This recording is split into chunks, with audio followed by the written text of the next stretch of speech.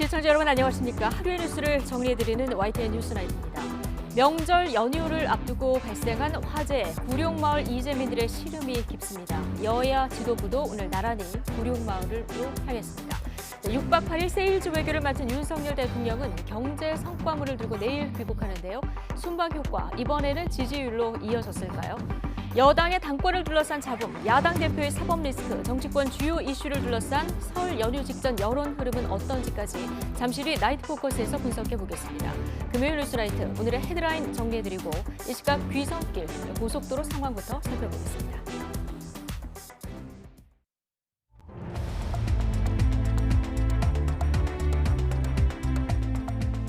1월 20일 금요일 뉴스나이트 주요 뉴스입니다. 설 연휴를 하루 앞두고 본격적인 귀성이 시작되면서 주요 고속도로는 밀려드는 차량들로 지체와 정체 구간이 늘어나고 있습니다. 이번 설 연휴에는 올겨울 들어 가장 강력한 한파가 찾아오고 설 당일에는 전국에 눈이나 비가 내리겠습니다.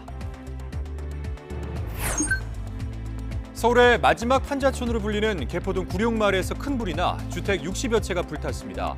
집들이 다닥다닥 붙어있는 데다 비닐처럼 불에 잘 타는 물질이 많아서 피해가 컸습니다. 횡령과 배임 등의 혐의로 쌍방울 김성태 전 회장이 구속되면서 검찰은 이재명 대표의 변호사비 대납 의혹에도 수사력을 집중할 것으로 보입니다. 하지만 쌍방울 측 자금이 이 대표가 선임한 변호사에게 흘러갔다는 증거는 아직 찾지 못한 것으로 알려져서 난항이 예상되고 있습니다. 오는 3월 당대표 선거를 앞두고 국민의힘 김기현, 안철수 의원의 신경전이 점점 가열되고 있습니다. 출마 여부를 고민하며 자맹 중인 나경원 전 의원은 설 연휴 이후 거취와 관련한 입장 표명을 할 것으로 보입니다. 오는 30일부터 마트와 식당 같은 실내에서 마스크 착용 의무가 모두 사라집니다. 다만 대중교통과 병원, 약국 등에서는 계속 마스크를 써야 합니다. 확진자 7일 격리 해제 여부는 코로나19의 감염병 등급이 낮아지면 그때 논의하기로 했습니다. 부산의 한 아파트 주차타워 안에서 40대 입주민이 숨진 채 발견됐습니다. 경찰은 대리운전을 이용해 귀가했다가 불의의 사고를 당했을 가능성이 큰 것으로 보고 구체적인 행적 조사에 나섰습니다. 일본 정부가 강제동원 현장인 사도광산의 세계유산 등재를 위해 다시 추천서를 제출했습니다. 한국의 반발에도 불구하고 심사를 주관하는 유네스코 측에 총리가 직접 설명에 나서는 등 물밑 작업도 본격화되고 있습니다. 네, 나흘 동안의 설 연휴를 앞두고 오늘부터 본격적으로 고향에 내려가시는 분들 많으시죠. 취재기자 연결해서 현재 교통 상황부터 알아보겠습니다. 김다연 기자. 네, 사회 일부입니다. 네, 고속도로 오전부터 밀리기 시작했는데요. 지금 상황은 어떻습니까? 네, 나흘 동안의 설 연휴를 앞둔 오늘 오전 10시부터 정체가 시작돼서 오후 5시에서 6시까지 가장 많이 막혔습니다. 교통정체는 밤 늦게까지 이어지겠는데요. 현재 경부고속도로 부산 방향으로 기흥에서 기흥 동탄 부근, 안성 분기점 부근에서 차량이 증가하며 정체를 빚고 있습니다. 또 서해안고속도로 목포 방향으로 서평택에서 당진 부근, 또 홍성에서 광천 부근에서도 차량이 몰리면서 제속도를 내지 못하고 있습니다. 오늘 고향에 내려가는 차량은 51만 대로 예상되는데 현재 41만 대 정도가 이미 출발해서 앞으로 10만 대 정도가 더 이동하겠습니다. 지금 서울 출발하면 요금소 기준으로 부산까지는 5시간 정도 걸리겠습니다. 서울에서 대전까지는 2시간 40분, 대구까지는 4시간, 또 광주까지는 4시간 50분 정도 소요될 전망입니다. 본격적인 설 연휴가 시작되는 내일 오전 11시부터 정오 사이가 설 연휴 동안 가장 정체가 심각할 것으로 보이는데요. 이 같은 정체는 내일 저녁 8시에서 밤 9시쯤 서서히 풀릴 전망입니다. 이런 가운데 오늘 저녁 6시 20분쯤 경기도 성남시 경부고속도로 서울 방향 서울 요금소 부근에서 고속버스 등 5대가 추돌하는 사고가 났는데요. 이들 버스에는 모두 90여 명이 탑승했던 것으로 전해졌습니다.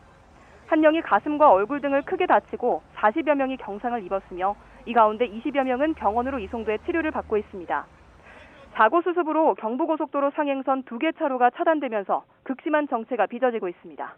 지금까지 사회 일부에서 전해드렸습니다. 설 연휴 하루 전부터 수도권 고속도로와 기차역, 버스터미널은 고향으로 가려는 사람들로 붐비기 시작했습니다.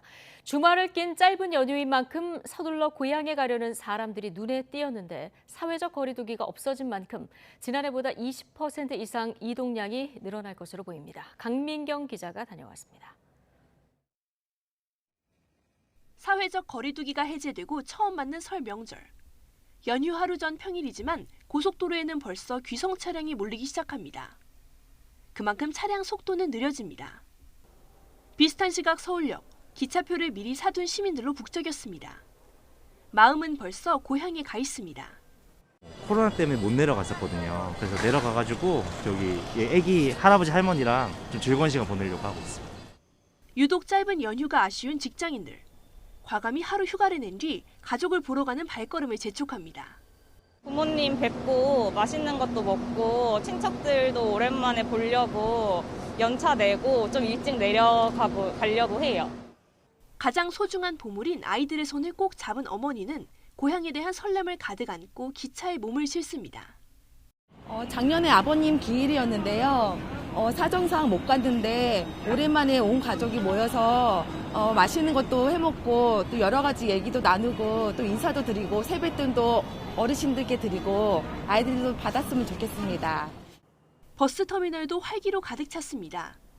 고향집에 챙겨갈 선물을 두 손 가득 챙긴 승객들. 버스 아래 차곡차곡 쌓인 진보다리에서는 가족과 친지를 향한 따스한 마음이 느껴집니다. 일단 우선 같이 밥을 먹고 싶고요. 같이 밥 먹고 제사도 지내고 놀러도 가고 알차게 보내고 오고 싶습니다. 주말을 포함해 나흘 뿐인 짧은 설 연휴. 게다가 사회적 거리두기가 없어진 첫 설이라 이동량이 지난해보다 20% 이상 늘 걸로 전망됩니다. YTN 강민경입니다. 이번 설 연휴 동안 제주에는 18만여 명이 찾을 것으로 전망됩니다. 실제로 오늘 제주공항은 귀성객과 관광객으로 종일 북적였습니다. 주요 고속도로 휴게소도 이른 귀성 행렬로 붐볐습니다. 고재형 기자입니다. 사람들이 공항 대기실로 우르르 쏟아지듯 나옵니다. 사회적 거리두기 없는 첫 설인 만큼 귀성객이며 관광객 모두 밝은 표정입니다. 설을 맞아 고향에 돌아온 사람들은 코로나19가 한창일 때에는 고향에 오는 것조차 조심스러웠는데 이제는 마음이 즐겁습니다. 반년 만에 왔는데 오래간만에 와서 감회가 새롭기도 하고 부모님 만날 생각에 설레기도 하고 같이 명절 잘 보내고 다시 올라가도록 하겠습니다. 이번 설 연휴 동안 제주에는 18만여 명이 찾을 전망입니다. 짧은 연휴를 즐기려는 가족 단위 관광객들이 많습니다. 할머니가 연세가 많으셨는데 이번에 한번 꼭 놀러 오고 싶다고 해서 같이 한번 그 가족들과 함께 제주도에 놀러 오게 됐습니다. 고속도로는 서둘러 고향으로 향하는 차들로 붐비기 시작합니다. 잠시 쉬어가는 휴게소도 주차장에 차 댈 곳이 없을 정도로 북적입니다. 서둘러 출발한 귀성객의 마음은 벌써 고향에 가 있습니다. 차가 많이 밀릴 것 같아가지고 오늘 좀 일찍 출발했는데 많이 밀리네 아직도. 간만에 가니까 되게 오랜만에 지금 고향 내려가는 거라 좀 부모님 보고도 싶고 그렇네요. 설 연휴가 짧아 이동량은 지난해보다 20% 이상 늘 전망입니다. 이번 설 명절은 날씨가 추워지는 만큼 도로 살얼음이 만들어질 수 있어서 안전운전이 필요합니다. YTN 고재영입니다. 내일까지 강추위가 기승을 부리는 가운데 이면도로나 산간도로에는 살얼음이 생길 가능성이 커서 귀선길 주의가 필요합니다. 기상청은 내일 서울 아침 기온이 영하 10도까지 떨어지는 등 한파가 기승을 부리겠고 차량 운행이 뜸한 도로는 살얼음이 우려된다고 밝혔습니다. 설날인 모레는 추위가 잠시 주춤하겠지만 전국에 눈이나 비가 오겠고 이후 귀경길에는 이번 겨울 들어서 가장 심한 한파가 찾아올 전망입니다. 기상청은 다음 주 월요일 오후부터 찬바람이 강하게 불면서 기온이 크게 떨어져 설 연휴 마지막 날에는 서울 등 중부 아침 기온이 영하 20도 가까이 떨어지는 북극 한파가 맹위를 떨치겠다고 밝혔습니다. 서울 구룡마을에서 또 큰 불이 나 450명 넘게 대피했습니다. 설을 앞두고 삶의 터전을 잃은 주민들은 망연자실한 모습입니다. 김철희 기자입니다. 서울의 마지막 판자촌으로 불리는 개포동 구룡마을. 연기가 쉼없이 뿜어져 나오는 가운데 소방대원들이 물을 뿌리며 불을 끄기 위해 애씁니다. 새벽에 난 불로 마을 곳곳이 쑥대밭이 됐습니다. 집이 있던 자리에는 이렇게 잔해만 남아 형체도 알아볼 수 없게 변했습니다. 화재 신고가 접수된 건 새벽 6시 20분쯤. 마을 안쪽에서 시작된 불은 삽시간에 주변으로 번져 나갔습니다. 소방당국은 불이 난 지 1시간도 안 돼 인근 소방서의 가용 자원까지 모두 동원하는 대응 2단계를 발령했습니다. 6시 30분에 대응 1단계를 발령하였고 7시 26분에 연소가 확대됨에 따라 대응 2단계로 상향 발령하였습니다. 헬기 10대까지 동원한 끝에 불은 5시간 20분 만에 모두 꺼졌습니다. 다친 사람은 없었지만 주택 60채가 불에 타면서 60여 명이 살 곳을 잃었습니다. 설 연휴를 앞두고 화마를 만난 주민들은 남은 게 없다며 허탈해합니다. 다 집이 없어 갈 데가 없어요. 명절도 돌아왔고 뭐 하나도 건진 게 없고 또 음식도 몇 개 또 선물도 누가 주면 또 명절도 온다고 선물도 그것도 해놨더니 다 타먹고 건질 것이 하나도 없다는 게. 주민들은 매년 추운 계절이면 화재가 되풀이됐다고 말합니다. 전기 누전으로 사고가 제일 많이 나는 곳이 여기입니다. 평소에도 걱정이 돼서 불조심하라고 매일 강조하는데 그런데도 어떻게 집집마다 일일이 확인할 수는 없고. 집들이 다닥다닥 붙어 있는 데다 비닐처럼 불에 잘 타는 물질이 곳곳에 있어 불이 나면 피해가 커질 수밖에 없는 상황. 소방당국과 경찰은 현장 감식을 벌여 정확한 화재 원인을 조사할 예정입니다. YTN 김철입니다. 정치권도 구룡마을 화재 현장을 찾아 이재민들을 위로했습니다. 국회 안에선 최근 간첩단 사건, 세제 개편안 등 주요 현안을 둘러싼 설 민심 잡기 주도권 싸움이 벌어졌습니다. 박기환 기자입니다. 설 연휴를 코앞에 두고 서울의 마지막 판자촌으로 불리는 구룡마을에 뜻하지 않은 큰 불이 나자 여야는 앞다퉈 위로 방문에 나섰습니다. 국민의힘은 설 귀성길 인사를 취소했고 더불어민주당도 예정이 없던 방문 일정으로 주민들을 찾아 후속 대책 마련을 약속했습니다. 너무 상심이 클 것 같은데 최선을 다해서 촘촘한 대책을 세워가지고 극복해낼 수 있도록 그렇게 노력하도록 하겠습니다. 출동 시간도 상당히 빨랐던 것 같고 많이 셌습니다. 이게 설 때 이 이재민들이 오갈 데가 없어서 참 답답하긴 하겠습니다. 설 민심을 잡기 위한 여야 공방은 더욱 치열하게 펼쳐졌습니다. 국민의힘은 전 정부 국가정보원에서 간첩단 사건 수사를 무마했다며 은폐 의혹을 제기했고 설 이후 대장동 의혹 관련 검찰 출석이 예정된 이재명 대표를 겨냥해서도 떳떳하다면 직접 해명하라며 압박 강도를 높였습니다. 정적 제거라는 정치 프레임으로 본인의 부정비리 의혹을 덮고 넘어가려는 정치적 술수를 부리고 있습니다. 본인이 설계하고 결재했던 사안들이었음에도 모르쇠로 일관하고 있습니다. 민주당은 각종 공공요금 인상 등으로 국민이 고통받는다며 민생 경제 현안에 집중했습니다. 특히 최근 정부 세제 개편안에서 서민 막걸리 세금은 올리고 초대기업 법인세 등은 내리려 한다며 특권 정권이라고 꼬집었습니다. 공공요금의 인상이 줄줄이 대기 중에 있습니다. 하지만 국민들 숨통을 틔워주려는 정부 노력은 전혀 보이지 않습니다. 가뜩이나 어려운 민생은 쥐어짜고 초부자 혜택에만 올인하고 있습니다. 나흘에 걸친 연휴 설 밥상머리 민심에 따라 향후 전국 주도권의 성패가 달린 만큼 여야 모두 상대의 약한 고리를 집중 공략하며 여론에 공을 들이는 모습입니다. YTN 박견입니다. 일찌감치 당권 도전 의사를 밝히고 본격적으로 경쟁에 뛰어든 국민의힘 김기현 의원과 안철수 의원의 신경전이 갈수록 격화되고 있습니다. 출마 여부를 고심하며 자맹 중인 나경원 전 의원은 설 연휴 이후에 어떤 식으로든 거취에 대한 입장을 내놓을 것으로 보입니다. 황윤태 기자의 보도입니다. 설 연휴를 앞두고 주도권을 쥐려는 당권 주자들의 기싸움이 점점 달아오르고 있습니다. 선공은 안철수 의원이 날렸습니다. 당내의 공천에 대한 공포 분위기가 실제로 있고 그 배경엔 김기현 의원이 자리하고 있다고 주장한 겁니다. 자유로운 분위기 하에서 당원들의 축제가 되어야 되지 않습니까? 그런데 오히려 그런 것이 아니라 좀 서로 불편해하고 서로 좀 분열이 감지되고 이런 모습들입니다.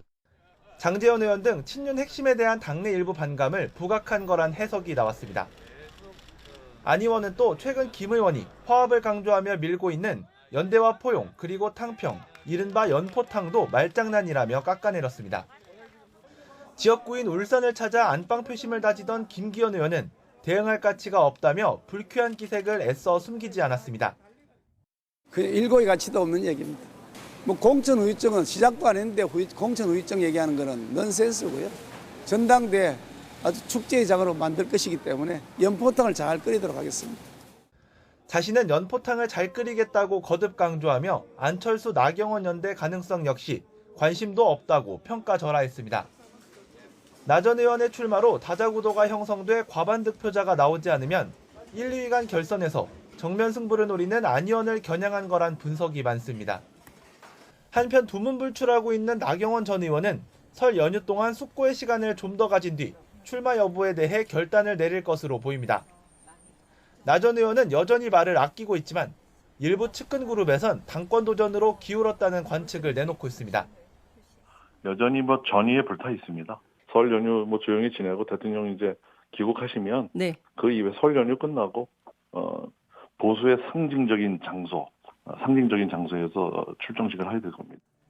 비윤 주자인 유승민 전 의원도 막판 고심을 이어가는 가운데 설 연휴가 지나고 후보 등록 날짜가 가까워지면 안개 속이던 집권여당 당권 구도의 윤곽이 어느 정도 드러날 것으로 보입니다. YTN 황윤태입니다. 당대표 출마를 고심 중인 국민의힘 나경원 전 의원은 저출산위 부위원장직 해임 결정은 대통령의 본의가 아닐 것이라는 최근 자신의 발언은 불찰이라며 공식 사과했습니다. 나 전 의원은 오늘 입장문을 통해 관련 논란으로 대통령께 누가 됐다며 윤석열 대통령께 깊이 사과드린다고 밝혔습니다. 이어서 당원 여러분께도 걱정을 끼쳐드려 송구하다며 성공적인 윤석열 정부와 국민에게 사랑받는 국민의힘이 되는 그 길을 늘 함께하겠다고 덧붙였습니다. 김성태 전 쌍방울그룹 회장을 구속한 검찰은 이제 이재명 대표의 변호사비 대납 의혹 수사에 힘을 쏟을 기세입니다. 하지만 쌍방울 전환 사채 20억 원어치가 이 대표가 선임한 이 변호사에게 흘러갔다는 증거는 아직 없는 상황이라 수사에 탄력이 붙을지는 장담하기 어려운 상황입니다. 송재인 기자입니다. 쌍방울의 이재명 대표 변호사비 대납 의혹은 재작년 10월 한 시민단체의 고발로 불거졌습니다. 이 대표가 경기지사 시절 선거법 사건 재판 당시 변호사비 수임료로 3억 원을 썼다는 건 사실이 아니라며 근거로 대화 녹취록을 제시했습니다. 녹취록에는 이 대표 변호인단에 포함된 A 변호사가 현금 3억 원과 3년 뒤 팔 수 있는 상장사 주식 20억여 원어치를 받았다는 내용이 언급된 거로 알려졌습니다. 이에 검찰은 A 변호사가 대표로 있는 법무법인을 압수수색하고 기존 쌍방울 내부비리 수사팀과 합동수사팀을 꾸려 자금을 추적해왔습니다. 이때가 지난해 8월인데 쌍방울 측도 적극적인 해명에 나섰습니다. A 변호사가 대표로 있는 법무법인에 흘러간 20억 원은 법인에 소속된 다른 B 변호사에게 지급된 거라고 해명했습니다. 게다가 이 자금은 M&A 과정에서 에스크로, 즉 이체금 형식으로 지급됐던 거고 결국 M&A가 무산되면서 돌려받았다는 입장입니다. 검찰 출신인 B 변호사는 과거 대검찰청 중앙수사부에서 윤석열 대통령과 함께 재직하기도 했습니다. 검찰은 이를 뒤집을 만한 증거는 아직 확보하지 못한 것으로 전해졌습니다. 대신 김 전 회장이 전환사채 유통 과정에서 100억 원대 비자금을 조성한 것으로 보고 이 가운데 일부가 A 변호사 쪽으로 흘러들어갔는지 들여다보고 있습니다. 검찰은 전환사채 유통 과정 전반을 들여다보며 빈틈을 찾고 있는데 김 전 회장은 쌍방울의 금고지기가 알아서 했다며 자신은 모른다는 입장입니다. 구속기간 최장 20일이라는 고강도 조사 기회를 잡은 검찰이 이 기간에 어느 정도 성과를 낼 수 있을지 관심입니다. YTN 송재인입니다. 대장동 사업은 유동규 전 성남도시개발공사 본부장이 아닌 당시 성남시장이던 이재명 대표가 직접 지시하고 설계했다는 법정 증언이 나왔습니다. 서울중앙지방법원은 오늘 대장동 일당의 배임 사건 재판에서 공사 전략사업실장이던 정민용 변호사에 대한 증인 신문을 진행했습니다. 정 변호사는 대장동 사업에서 공사가 확정이익을 받아보는 부분은 이재명 당시 시장이 설계하고 지시했다는 유 전 본부장의 말을 들었다고 증언했습니다. 그 과정에서 유 전 본부장이 시장님이 천재 같지 않느냐는 식으로도 말했다고 덧붙였습니다. 이태원 참사 유족들은 참사의 진상을 밝히기 위해 독립적인 조사기구를 설치해야 한다고 촉구했습니다. 12구 이태원 참사 유가족협의회와 시민대책회의는 오늘 오전 서울역 앞에서 기자회견을 열고 경찰청 특별수사본부와 국회 국정조사로는 진상을 밝히지 못했다며 독립기구 설치를 주장했습니다. 이들은 특수본 수사가 꼬리 자르기식 수사로 끝났고 국정조사에선 책임져야 할 사람들이 나와 몰랐다는 말로 일관하며 책임을 지지 않았다고 지적했습니다. 이에 따라 정치색이 배제된 전문가들로 특별조사위원회를 꾸려 철저히 진상을 밝혀야 한다고 강조했습니다. 장애인 단체가 22년 전 오이도역에서 장애인이 떨어져 숨진 사건을 기리며 다시 지하철 탑승 행동에 나섰습니다. 이들의 행동을 지지하기 위해 일반 시민들도 함께했는데 서울교통공사 측은 이번에도 무정차 통과로 맞섰습니다. 황보혜경 기자입니다. 근조 모자를 쓰고 휠체어를 탄 장애인들이 오이도역에 모였습니다. 22년 전 이곳에서 휠체어 리프트를 탔다가 떨어져 숨진 장애인을 기리기 위해서입니다. 전국 장애인 차별철폐연대 결의대회가 열리는 삼각지역으로 가기 위해 지하철을 타려 했지만 거부당했고 장애인의 특권을 누리고자 이렇게 이 추운 날 와서 외치지 않습니다. 이 명절에 고향에도 가고 친구도 만나고 할 수 있는 그런 세상을 우리는 원합니다. 3시간 넘게 대치한 끝에 코레일 측은 조건부로 탑승을 허용했습니다. 시위대가 조끼를 벗고 음향 장비를 경찰에 맡긴 뒤 탑승하는 게 조건이었는데 만약 지하철에서 소란을 피우면 오이도역으로 되돌아올 거라고 경고까지 했습니다. 또 다른 차별인 셈입니다. 사실은 저희들이 좀 무리로 떼지어서 탄다 그래서 니들은 이런 조건으로 탈 수 있다 탈 수 없다 이런 조건을 걸지 않잖아요. 어쨌든 간에 자유롭게 승차하고 하차하고 이동할 권리가 있다고 생각합니다. 서울역에선 서울교통공사 측 저지로 탑승을 끝내 포기해야 했습니다. 결의대회가 열린 삼각지역에선 전장현 요구사항을 지지하는 시민들도 함께했습니다. 시민 100여 명은 연대의 의미로 다 함께 노래를 부르고 공사 측의 퇴거 요청에 대신 항의하며 장애인 권리 예산과 이동권 보장을 촉구했습니다.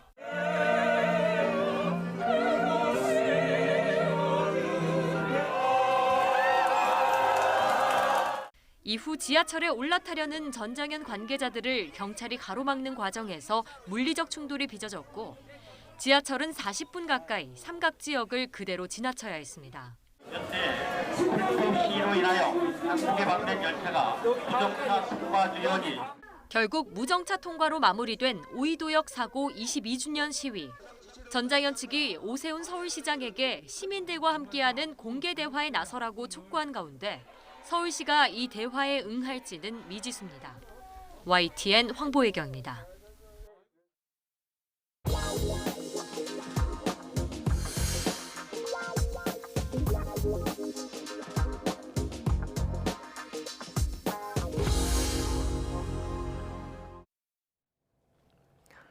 윤석열 대통령이 6박 8일 동안의 새해 첫 순방을 마무리하고 귀국길에 올랐습니다. 이번 순방에서는 아랍에미리트의 300억 달러 투자 유치, 그리고 세계적 기업 CEO들과의 만남 등 경제적 성과가 두드러졌습니다. 박석영 기자가 정리했습니다. 아인슈타인의 모교인 취리 연방공대, 양자과학 석학들과 만난 윤석열 대통령은 미래 산업 판도를 바꿀 게임 체인저, 양자과학 기술에 대한 지원을 아끼지 않겠다고 밝혔습니다. 국가 차원에서 역량을 결집하고 있습니다. 여러분께서 주신 이 고견이 향후 우리 양자기술 정책에 중요하게 활용될 것이라고 생각합니다. 이로써 6박 8일 동안 경제 외교에 초점을 맞춘 새해 첫 순방 일정을 모두 마무리했습니다. 이번 순방은 정부와 민간이 원팀으로 함께 협업하여 수출 계약, MOU 체결, 투자 유치 등의 많은 성과를 창출하였습니다. 가장 두드러지는 성과는 UAE 대통령이 직접 약속한 한국에 대한 300억 달러 투자입니다. 한 UAE 공동성명에 액수가 명시적으로 담겼고 양국 정부 기업 간 양해각서는 모두 48건이 체결됐습니다. 대통령실은 역대 UAE 순방 가운데 최대 규모의 성과라면서 특히 수소, 바이오, 디지털 전환 등 신산업까지 협력이 다변화됐다고 강조했습니다. 스위스로 넘어간 윤 대통령은 1호 영업사원을 자처하며 세계 유수의 기업 CEO들을 만나 한국에 대한 투자를 적극 세일즈했습니다. 저기 한국 시장도 열려 있고 제 사무실도 열려 있으니 언제든지 찾아주시기를 부탁드리겠습니다. 풍력 터빈 제조 분야 세계 1위 기업인 덴마크 베스타스는 우리나라에 3억 달러 투자를 약속했고 UAE 국부펀드 무바달라 투자사의 칼둔 대표는 한국의 기술과 신뢰를 꼽으며 세계 최고 수준이라고 극찬하고 원전 외에도 함께할 기회가 더 많길 바란다고 기대했습니다.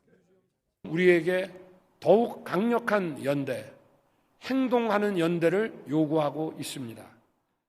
다보스 포럼 특별연설에 나선 윤 대통령은 공급망 강화를 중심으로 한 세계적 경제 위기 극복 방안을 제시하기도 했습니다. 한국 경제의 미래 비전을 제시한 동시에 글로벌 중추국가로서 위상이 강화됐다고 자평한 대통령실. 이번 순방에서 얻어낸 대규모 투자 약속과 계약이 실제 눈에 보이는 성과로 얼마나 이어질지 관심입니다. YTN 박서경입니다. 네, 이번 윤 대통령의 경제 외교 순방에는 국내 대기업 총수들이 총출동했습니다. 아랍에미리트 국빈 방문부터 다보스 포럼까지 동행하면서 정부와 원팀 호흡으로 괄목할 만한 해외 투자 유치 성과를 냈습니다. 보도에 윤혜리 기자입니다. 삼성전자 이재용, SK그룹 최태원, 현대차그룹 정의선, LG그룹 구강모 회장까지 국내 재계 총수들이 한자리에 모였습니다. 6박 8일간 이어진 윤석열 대통령의 경제 외교 순방 막바지, 스위스 다보스에서 열린 한국의 밤 행사에 참석한 겁니다. 서로 편하게 대화를 나누고 취재진을 향해 농담까지 던집니다. 내가 직업병이 있어서 나를 사실 다 찍는데 카메라가 오면 다 캐논하는 소리. 재계 총수들은 민간 외교관으로 나서 해외 정재계 인사들에게 오는 2030년 부산 엑스포 유치를 적극적으로 홍보했습니다. 이에 앞서 윤석열 대통령의 아랍에미리트 국빈 방문에도 동행하며 에너지와 방산, 신산업 협력 강화에 앞장섰습니다. 두 나라 기업은 비즈니스 포럼에서 에너지와 방산, 스마트팜 등 미래 신산업 분야까지 모두 24건의 업무 협약을 맺었습니다.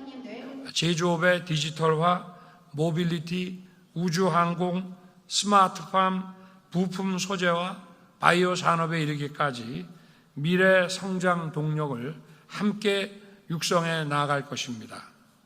이재용과 정의선 회장은 한국이 수출한 첫 해외 원전이자 삼성물산과 현대건설이 시공을 맡은 바라카 3호기 가동식에도 참석했습니다.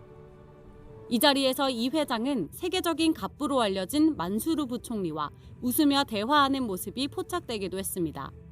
이번 순방에서는 100여 개 기업으로 꾸려진 대규모 경제사절단과 정부가 원팀으로 호흡을 맞췄습니다. 올해 복합 경제 위기 속에서 가시적이고 실질적인 성과로 이어질 수 있을지 주목됩니다. YTN 윤혜리입니다. 네, 윤석열 대통령의 새해 첫 순방은 경제 성과가 두드러진 반면 논란도 남았습니다. 아랍에미리트의 적은 이란이라는 발언에 대해서 이란 측이 문제를 제기하면서 외교 문제로 비화했는데요. 대통령실은 오해가 있었던 것 같다, 풀릴 수 있을 것으로 본다고 낙관했는데 이를 둘러싼 정치권 공방은 뜨겁습니다. 박소정 기자입니다. 문제의 발언은 UAE에 파병된 아크 부대를 찾아 장병들을 격려하는 자리에서 나왔습니다. 그리고 이 형제국의 안보는 바로 우리의 안보입니다. UAE의 적은 가장 위협적인 국가는 이란이고 우리의 적은 북한입니다. 이란 외무부는 외교적으로 부적절한 발언이라며 주 이란 한국 대사를 불러 항의했습니다. 나아가 윤 대통령이 국방부 업무보고 때 자체 핵무장 가능성을 언급한 건 핵 확산 금지 조약, NPT에 어긋난다며 국내에서 했던 발언까지 문제 삼았습니다.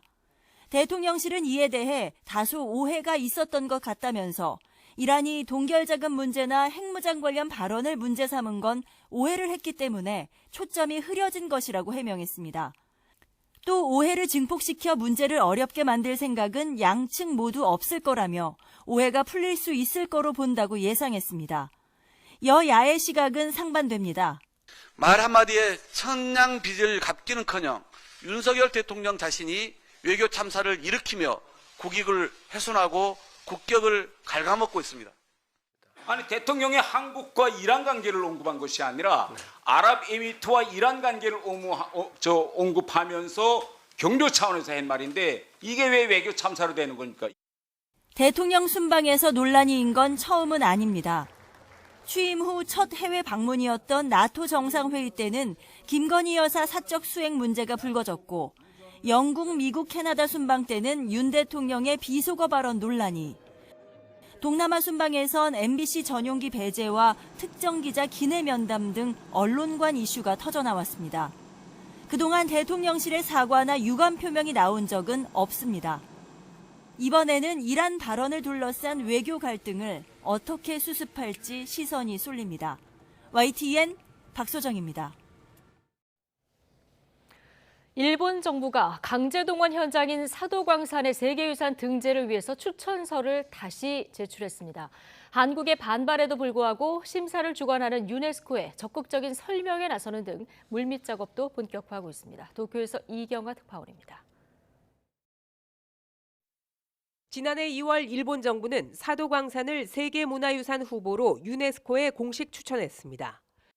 일제강점기 강제동원 역사는 지운 채 에도 시대의 한정에 등재를 추진하면서 한국의 강한 반발을 불렀습니다.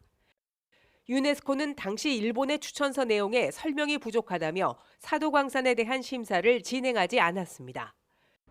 그러자 일본은 지난해 9월 내용을 보완한 잠정판을 낸 데 이어 정식 추천서를 다시 유네스코 사무국에 제출했습니다. ユネスコからのコメントを踏まえた修正等を行っております。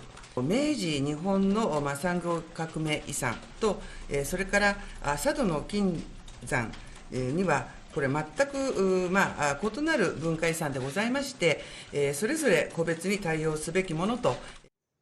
일본은 세계유산 등재를 위해 유네스코와 국제사회를 상대로 본격적인 선전에 나섰습니다. 기시다 후미오 총리까지 나서 최근 유네스코 사무총장에게 사도광산에 대한 일본 입장을 설명했습니다.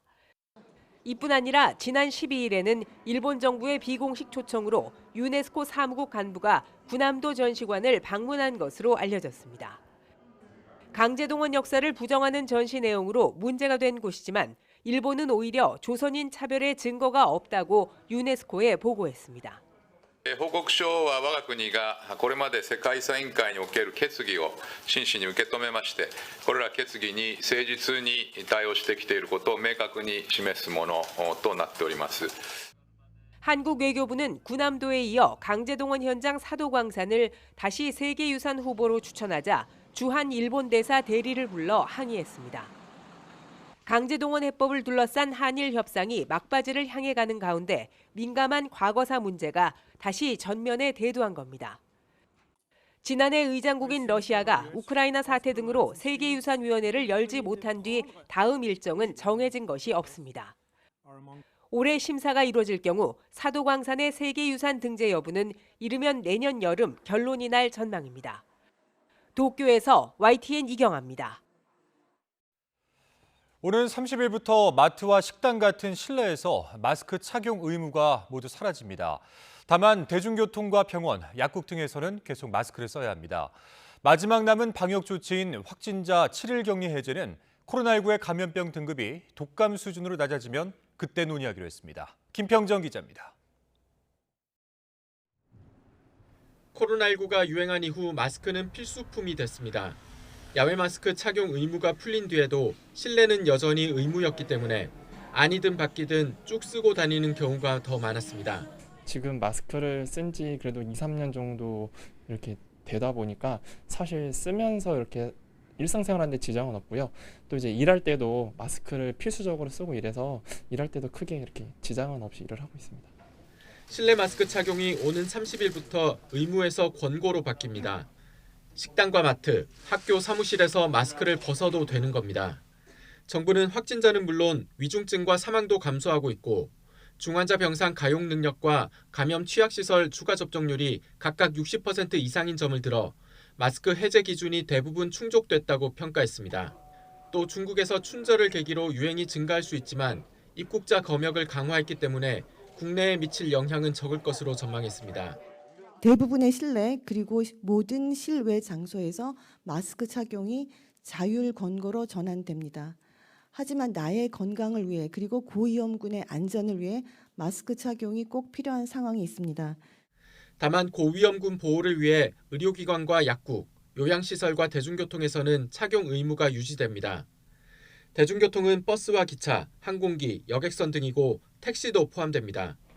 실내 마스크 의무가 풀린 뒤 약간의 유행 증가세가 나타날 수 있지만 대응 역량 등을 고려할 때 급격한 증가는 없을 것으로 정부는 보고 있습니다. 병원과 대중교통에서도 마스크를 벗는 전면 해제는 현재 2급인 코로나19의 법정 감염병 등급이 4급으로 내려가면 가능하다고 설명했습니다. 마지막 남은 방역 조치인 확진자 7일 격리 의무 조정도 이 시점과 맞물려 논의가 시작될 전망입니다. YTN 김평정입니다. 오늘은 우리나라에서 코로나19 첫 확진자가 발생한 지 꼭 3년이 되는 날입니다. 이후에 크고 작은 7번의 코로나19 유행을 겪으면서 3만 3천여 명이 목숨을 잃었고 누적 확진자 수도 3천만 명 가까이 발생했습니다. 코로나19 3년을 기정훈 기자가 정리했습니다. 질병관리본부는 환자의 검체를 채취하여 신종 코로나 바이러스 감염증 검사를 시행하여 오늘 아침 8시에 확진 환자로 확정을 하였습니다. 3년 전 중국 우한에서 들어온 30대 중국인 여성이 우리나라 첫 코로나19 확진자로 판정됐습니다. 열흘 뒤 국내에서 감염된 첫 확진자가 나왔고 한 달 뒤에는 코로나19로 숨진 첫 사망자가 발생했습니다. 오늘 0시 기준 누적 확진자는 2,995만 5,366명, 3천만 명이 코앞입니다. 지난해 2월 6일 100만 명을 넘은 지 45일 만에 1,000만 명을 넘겼고 5달 후엔 2천만 명도 넘겼습니다. 여기에 최근 항체 양성률 조사 결과 국민 70%가 자연 감염 항체를 갖고 있어 실제 누적 감염자는 숨은 감염자 포함해서 3,600만 명에 이르는 것으로 추정됩니다. 2번 이상 걸린 사람도 121만여 명으로 전체 누적 감염자의 4%를 넘었습니다. 코로나19로 숨진 사람은 누적 33,134명, 치명률은 0.11%입니다. 사망자 19 이상이 60대 이상의 고령층이지만 20대 이하의 젊은 희생자도 100명이 넘습니다. 우리나라는 누적 확진자 수는 중국을 제외하고 세계에서 7번째로 많고 누적 사망자 수는 34번째입니다.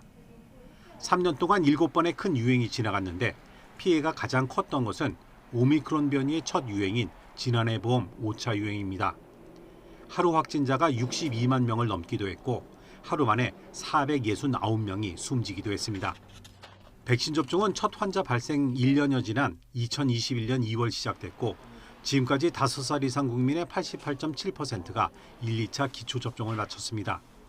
전례 없는 감염병 유행은 초유의 방역 조치도 불러왔습니다. 입국자 격리를 시작으로 유흥업소에 대한 집합 금지 명령이 이어졌고 마스크 착용 의무화와 식당 이용 시간 제한, 모임 인원 제한 등 다양한 사회적 거리두기 조치들이 유행 상황에 따라 강화와 완화를 오갔습니다.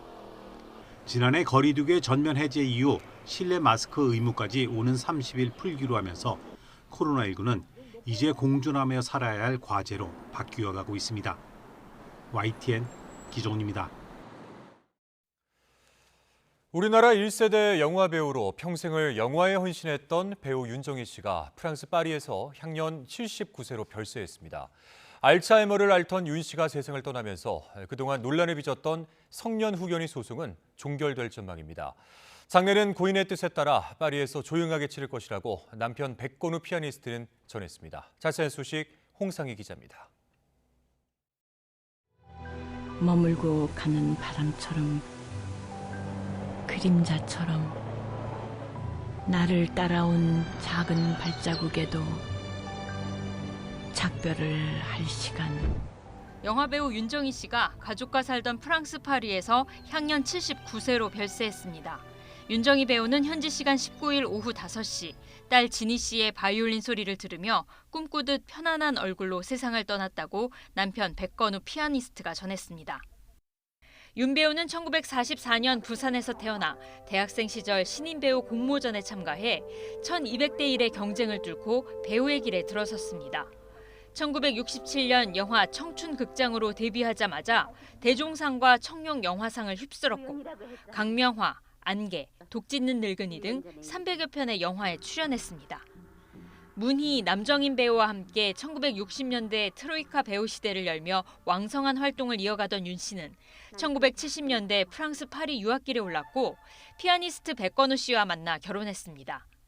1994년 영화 만모방 이후 영화 활동을 중단했지만 2010년 이창동 감독의 시로 16년 만에 복귀했습니다. 시는 칸 영화제 각본상을 수상했고 윤 씨에게 3번째 대종상을 안겼습니다. 데뷔 50주년을 맞아 열린 2016년 회고전에서 윤정희 배우는 영화는 인생을 그리는 것이라며 삶의 마지막까지 작품을 하겠다고 말했습니다. 제 나이 또래 인생의 고민을 그리는 것도 좋겠죠. 네. 스텝과 시나리오만 좋으면 저는 언제나 날아올 겁니다. 그러나 시 촬영 당시 이미 알츠하이머 초기 진단으로 투병 중이었다는 사실이 알려졌고 이후 다시 관객을 만나지 못했습니다. 긴 투병 생활 가운데 지난해에는 한국에 있는 윤 씨의 형제들이 백건우 씨와 딸을 대상으로 후견인 지위, 이의 신청 소송을 제기하며 가족 간 갈등이 불거졌지만 윤 씨의 사망으로 소송은 종결될 것으로 보입니다. 평생을 한국 영화에 헌신한 윤정희 배우는 영화 속 시처럼 햇빛 맑은 아침 깨어나 다시 만날 수 있기를 꿈꾸다 영면에 들었습니다. 우리나라 영화가 계속 환영을 받는 걸 원하고 있고요. 후배들의 영화인들은 제목들이 많기 때문에 저 많이 기대하고 있습니다. YTN 홍상입니다.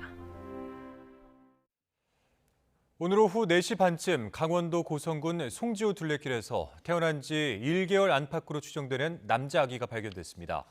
경찰은 둘레길을 걷고 있는데 갓난아이의 울음소리가 들린다는 신고를 받고 출동했습니다. 아이의 건강 상태는 양호한 것으로 전해졌습니다. 경찰은 현장 인근 CCTV를 확인하는 등 사건 경위를 조사하고 있습니다. 부산의 한 아파트 주차타워 안에서 40대 입주민이 숨진 채 발견돼 경찰이 수사에 착수했습니다. 대리운전을 이용해 집에 돌아왔다가 사고를 당했는데 대리기사가 떠난 뒤에 차에 타고 있던 상태에서 주차 기계가 작동된 사실이 확인됐습니다. 차상은 기자입니다. 부산 도심의 한 아파트 주차타워. 지난 16일 밤 타워 안쪽에서 40대 입주민 A씨가 숨진 채 발견됐습니다. 주차하려던 입주민이 혈흔 등을 발견해 경찰에 신고했습니다. 수사에 나선 경찰은 A씨가 타워 내부에 주차된 자신의 차에서 떨어져 숨진 사실을 확인했습니다. 그런데 차량 운전자는 A씨가 아닌 대리운전 기사였습니다. 타워 출입구 안쪽에 차를 넣어두고 차 안에 A씨가 남아있는 상태로 돌아갔습니다. 당시 A씨가 잠들어 있었는지는 확인되지 않았습니다. 보통 보면 앞에 여기 내려가지고 대리기사들이 하는데 근데 그 술취한 사람이 많이 이런 것도.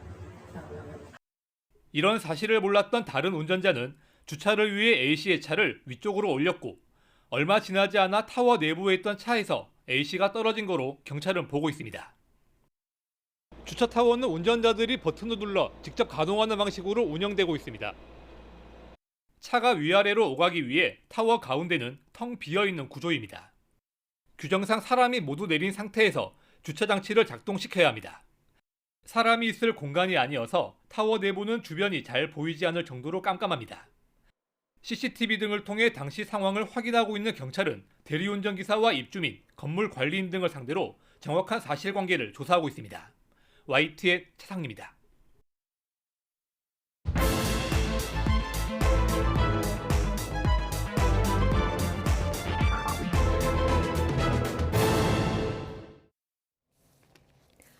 네, 오늘의 정치권 관심 뉴스들 진단해보는 나이트 포커스 정호김, 김영주 전직의원 두 분 모셨습니다. 어서 오십시오.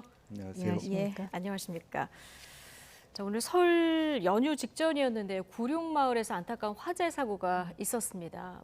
보통 여야 지도부가 설 전날이면은 역을 보통 찾는데 오늘 여당 지도부도 그렇고 야당도 구룡마을을 찾아서 위로하는 이런 모습을 봤습니다. 자, 어떻게 보셨습니까? 안타까운 일입니다. 그런데 특히 구룡마을 같은 경우에는 사실 이런 위험성이 늘 산재하고 있었던 지역인데다가 날씨도 상당히 춥고 또 우리 지금 민생이 굉장히 어려운 상황에서 명절 앞두고 이런 일이 생겨서 굉장히 유감스럽고 그래서 아마 정치인들이 위로하기 위해서 구룡마을을 방문한 것 같습니다. 예. 자, 김영주 의원님은 오늘 이 여야 정치권 움직임 어떻게 보셨는지요? 글쎄요, 지금 이제 어쨌든 굉장히 큰 피해가 있고 또 그분들이 매우 또 오늘따라 날씨가 추운데 또 실제로 밤에 주무실 때도 없고 했기 때문에 빨리 이제 구룡 중학교, 고등학교 이런 주변에 있던 시설을 통해서 이제 가기는 했습니다만은 향후 이 지역이 원래는 오래 전부터 재개발, 재건축 그런 논의가 있었는데 지체되었던 부분이고 또 그런 부분이 있어서 실제로 보면은 상당히 빠른 시간 내에 이분들이 삶의 터전을 다시 만들어 가야 되는데 중앙정부의 관심 또 서울시의 지원 이런 것들이 빨리 있어서 조금 따뜻한 터전을 다시 어쨌든 만들어 드려야 될 것 같다 그런 생각이 듭니다. 예. 자, 오늘 국회 안에서는 여야가 설 연휴 민심 잡기 신경전도 치열했는데요. 지금부터는 이제 설 밥상에 오를 정치권 이슈들 하나씩 좀 짚어보도록 하겠습니다. 먼저 국민의힘 당권 레이스 상황부터 좀 짚어볼 텐데요. 나경원 전 국민의힘 의원이 대통령에게 사과 입장문을 냈습니다. 오늘 저녁쯤에 속보로 전해진 내용인데요. 대통령의 본의가 아닐 것이다 라고 한 발언이 제 불찰이다. 대통령께 누가 된 점 그리고 윤석열 대통령께 깊이 사과드린다. 성공적인 윤석열 정부와 국민에게 사랑받는 국민의힘이 되는 그 길을 당원 동지 여러분과 늘 함께하겠다. 자, 이런 입장문을 냈습니다. 자, 정호김 의원님, 내일 대통령이 귀국하잖아요. 이 전날 입장문을 낸 것 어떻게 보십니까? 사실 지금 나경원 전 의원이 대표로 이제 출마하려고 하는 생각이 있었는데 바로 그러한 어떤 SNS 상의 글, 그러니까 대통령의 뜻은 그게 아닌데 주변에 의해서 진위가 잘못 전달됐다라는 그런 취지의 주장 때문에 그것이 지금 대통령 순방 중에 보고가 되고 또 그 결과로 대통령 비서실장이 입장을 내는 그러면서 마치도 나경원 전 의원은 대통령이 참모들이나 내지는 윤핵관들에 의해서 이렇게 휘둘리는 것 같은 그런 오해와 곡해를 야기한 측면이 있거든요. 그렇기 때문에 본인으로서는 그 부분에 대해서 빨리 사과함으로써 털어내겠다라는 생각이 강했던 것 같은데요. 그런데 본인이 그러면은 당대표 경선에 나갈 것이냐의 여부에 대해서는 지금 아무 얘기를 하고 있지 않습니다. 그런데 과연 이것이 나가기 위한, 그래서 털어내기 위함인지 아니면 이거 털고 대통령 오면은 나는 나가지 않겠습니다 하면서 대통령과의 관계 회복의 하나의 첫 번째 단계로서 오늘 사과를 한 것인지 요거는 좀 지켜봐야 될 부분일 것 같습니다. 예. 자, 이 입장문이 나온 뒤에 나경원 전 의원이 자택 앞에서 기자들을 만났는데요. 여기서 조금 더 자세한 소회를 들을 수 있었습니다. 나 전 의원의 발언 듣고 오시겠습니다. 저는 제 진심을 말씀드렸고요. 제가 이 대통령님께의 본의가 아니었다라고 말한 부분은 저의 불찰이었고 이 부분에 대해서는 사과드립니다. 또 특히 저는 20년 당을 지키고 당과 동락한 저로서 우리 사랑하는 당원 동지 여러분들께서 걱정하시는 것에 대해서는 송구함을 다시 한번 표시합니다. 출마의 가장 중요한 부분은 결국 윤 대통령, 윤 정부의 성공, 그리고 또 하나는 우리 정말 자유민주주의를 지켜온 국민의힘이 더 많은 국민들로부터 사랑받는 것, 이 두 가지 기준이 아닐까 이런 생각을 합니다. 이런 부분 충분히 더 숙고하고 또 말씀드리도록 하겠습니다.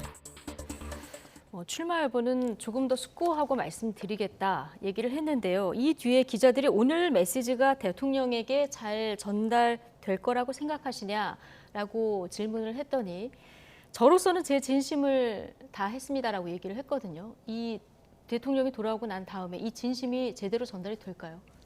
글쎄요, 뭐 진실이 전달되든 안 되든 간에 설 연휴를 앞두고 내 이야기는 해야 되겠다는 게 사실 본심일 겁니다. 그러니까 대통령 오시기 전에 그래도 기본적으로는 다시 한번 대통령의 예를 갖추고 내 길을 가겠다. 지금 우리가 해석해야 될 거는 말하자면 국민들에게 사랑받는 국민의 힘이 되는 그 길, 네. 그 길에 내가 앞장선다는 것인지 그 길 위해서 내가 사퇴할 것인지 예. 이제 그게 달려 있는데 어쨌든 지금 현재의 기조는 굽히지 않겠다는 기조가 조금 더 강해 앞서 보입니다. 그러니까 예. 그 뜻은 만약에 사퇴할 것 같으면 오늘 사퇴하겠죠. 그동안에 내가 여러 가지 본인의 짧은 생각으로 당과 국민에게 많은 대통령께 심려를 끼쳐드렸다. 따라서 오늘은 대기종근하는 마음으로 모든 걸 내려놓겠다. 이렇게 가버리는 게 낫죠. 그런데 아직까지 계속적으로 자유민주주의, 당과 국민에게 사랑받는 국민의 힘, 내가 20년 동안 당을 지켰다. 그 뜻은 윤핵관 가지고는 국민이 사랑받는 국민의 힘이 되지 않겠다. 그래도 거리를 두면서도 중립 속에서 말하자면 자기 길을 가는, 그렇지만 윤 정부의 성공을 비는, 오히려 나의 스탠스가 오히려 국민의 힘을 사랑하는 데 도움이 되는 길일 것이다. 이런 뉘앙스를 갖고 있고요. 더 깊이 들어가면 여전히 결과적으로 김기현이 전체적으로 후보가 아직까지도 50% 이상을 넘지 못하는 부분이 있기 때문에 실제로 유승민, 안철수, 네. 나경원 이 세 사람의 단일화를 통해서 결선 투표에서 뒤집기 한판 해볼 생각을 갖고 있다. 이제 그런 것이 이 속에 깔려 있다고 봐야 될 것 같습니다. 뭐 여러 가지 복잡한 생각을 지금 다 하고 있겠습니다만은 어쨌든 대통령 돌아오고 난 다음에 지금 나경원 전 의원의 이 입장에 대한 대통령실의 어떤 설명이나 입장 어떻게 예상하십니까? 애초에 그 저출산 고령사회 위원회 부위원장직을 사임하겠다 그랬을 때 처음에는 사임을 만류하는 그러한 입장을 취하다가 사직서를 내니까 그냥 해임을 시켜버리지 않았습니까? 그리고 아예 기후 환경 대사직까지도 그냥 해임을 시켜버렸단 말이죠. 그리고 나서 또 지금 대통령의 본인은 이게 아닌데 주변에 의해서 이렇게 그 진위가 잘못 왜곡된다라는 취지의 주장을 하자 대통령 비서실장이 나서서 하는 그러한 일련의 상황을 봐서는 대통령실은 이게 저는 대통령의 뜻이라고 생각하고요.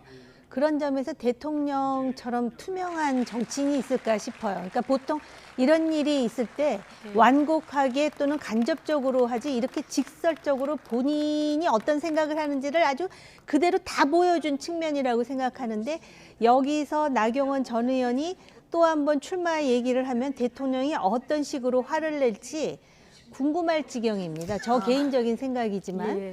그런데 나경원 의원은 지금 아마 이것을 단계적으로 오늘은 이렇게 털고 그다음에 대통령이 입국한 다음에 본인의 입장을 만약에 이제 그 관철시키고자 한다 그러면은 아마 그러기 위해서 오늘 사과를 했다라는 것이 저의 조심스러운 진단이기는 한데 그리고 본인이 아무리 반윤이 아니고 나는 친윤이에요라고 아무리 주장을 해도 대통령의 성격이나 스타일상으로 볼 때 과연 그것이 받아들여질까?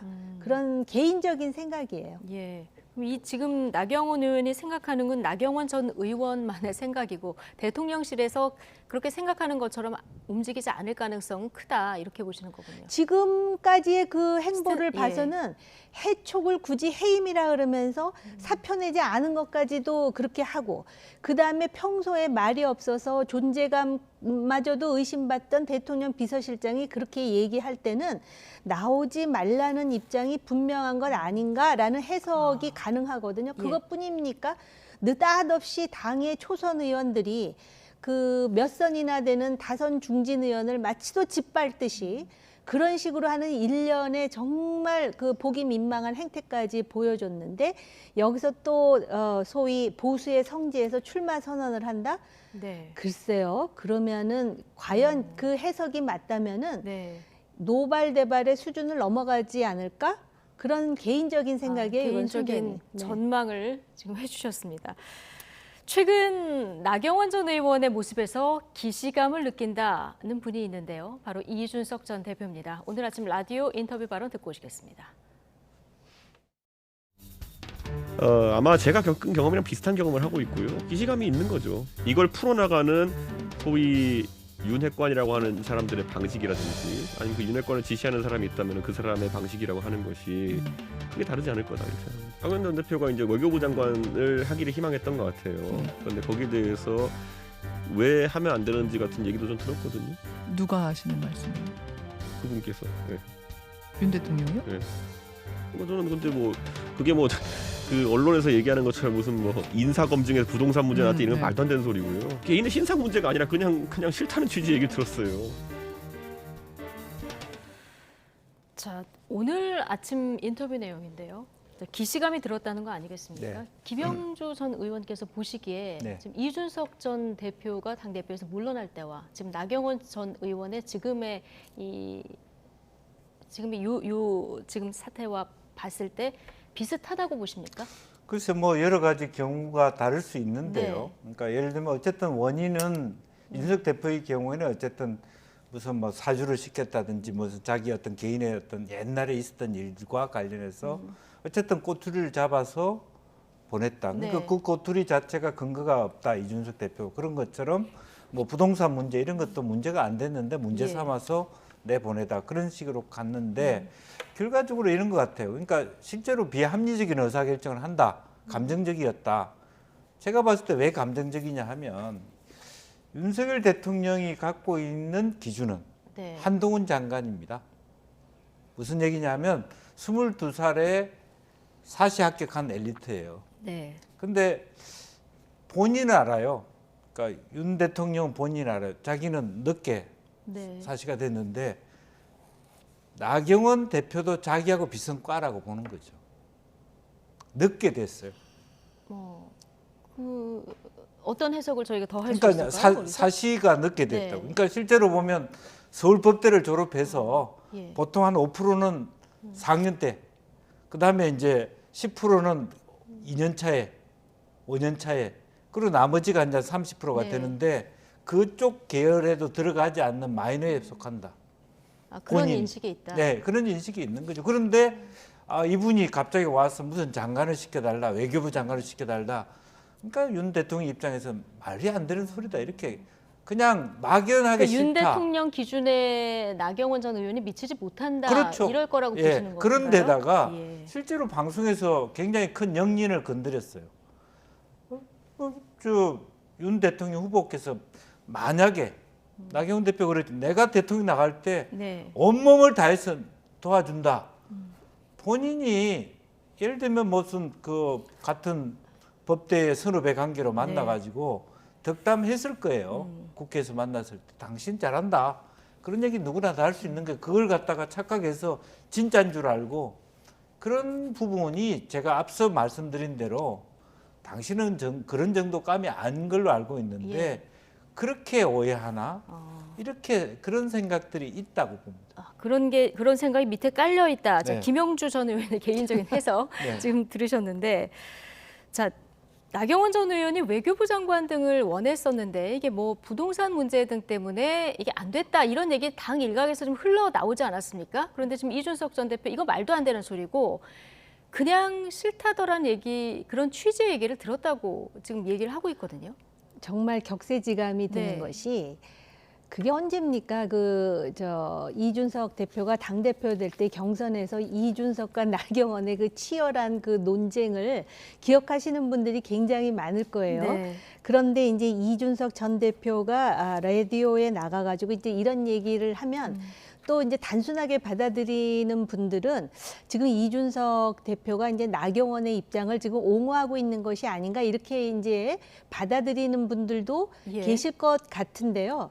일단 이준석 전 대표가 나경원 의원과 관련해서 이런 얘기를 하면 할수록 나경원 의원의 당내 입지는 점점 줄어들 수밖에 없어요. 아, 지금 이 당 예. 분위기로 봐서 이 지금 당 분위기는 내년 총선과 함께 대통령의 비위를 거스려 가지고는 아무것도 안 된다라는 분위기가 매우 팽배해 있는 것 같고요. 예. 두 번째로 이준석 전 대표에 대해서 간단하게 얘기를 하자면 전직 대표이고 또 뭐 표현과 언론의 자유가 있으니까 어떤 의견이든 얘기할 수 있어요. 그렇지만은 그래도 명색이 보수 정당의 당 대표로서 대선도 이겼고 지방 선거도 이겼고 그런 나름대로의 기록을 가지고 있는 인물 아닙니까? 예. 그러다가 당내 권력 투쟁에서 밀려나기는 했는데 여기 보면은 외교부 장관 하기를 희망을 했는데 그냥 싫어해서 안 됐다라는 식의 이러한 그 사담 같은 얘기는 좀 절제하는 것이 어땠을까? 왜냐하면 이거 예. 증명할 수도 없는 얘기잖아요. 윤석열 대통령이 내가 언제 그랬어 그렇게 얘기를 하면은 본인이 이거 증명할 수도 없는 얘기거든요. 그런 측면이 있고요. 네. 아까 김 의원님 말씀하신 그 부분은 뭐냐면은 나경원 의원이 저도 들었어요. 그 인터뷰를. 과거에 윤석열 대통령이 대통령 아니었을 때 사석에서 만났는데 본인에 대해서 나경원 의원이 대선에 나가면 내가 선거운동 열심히 해줄게 그랬는데 이제 제가 윤석열 후보를 선거운동하고 있네요. 이렇게 얘기를 하더라고요. 근데 이거는 듣기에 따라서는 굉장히 상대방이 그렇게 듣기가 편하지 않은 얘기일 수도 있다라는 것이죠. 그런 저런 것 때문에 이제 감정이 누적돼 있다 이런 이제 그 해석을 하시는 분들도 계시는 것 같은데요. 말 한마디에 감정이 그렇게 커질 수 있을까요? 글쎄 모르겠습니다. 이제 워낙 그런데 이제 그 지금 정치의 판을 보면은 여당이든 야당이든 사람의 감정이 어떤 식으로 표출되는지 다 보이잖아요. 지금 오장이 그대로 드러난다고 할까요? 지금 그런 상황인데 제가 볼 때는 전략적으로 아마 내년 총선도 그렇고 대통령이 대통령으로서의 국정 운영을 하기 위해서는 적어도 내 생각을 잘 이해하는 내가 좀 편한 사람이 그 주변에 많이 있어야 된다는 생각을 하는 것 같아요. 근데 사실 그렇다 하더라도 당대표 경선과 대통령의 어떤 그런 관심이 이런 식으로 자꾸 이렇게 보여지게 되면은 마치 또 대통령이 당무에 지나치게 개입하는 것 아니냐라는 불필요한 오해를 낳을 수 있다는 점에서 더 이상의 이러한 그 상황은 연출하지 않는 게 피차가 좋을 것 같아요. 제가 지난 전당대회 돌풍의 주역이 이준석 전 대표이기 때문에 지금 전당대회 앞두고 라디오 인터뷰를 시작을 하셔서 영향력이 얼마나 될까 여쭤보려고 했더니 지금 이렇게 인터뷰를 할수록 나경원 전 의원을 도와주는 건 아니다. 자, 이렇게 해석을 해주셨는데요. 자, 최근에 본인도 뭐 도와주려고 하는 얘기는 아닐 거다. 네. 예. 자, 그래서 지금 국민의힘 지지층을 상대로 한 여론조사 결과들이 계속 나오고 있는데요. 김기현 의원이 오늘 나온 여론조사에서도 가장 높은 이런 지지율을 보이고 있습니다. 거의 비슷하긴 한데 안철수 후보가 나경원 의원보다 앞선 이런 결과치도 나왔거든요.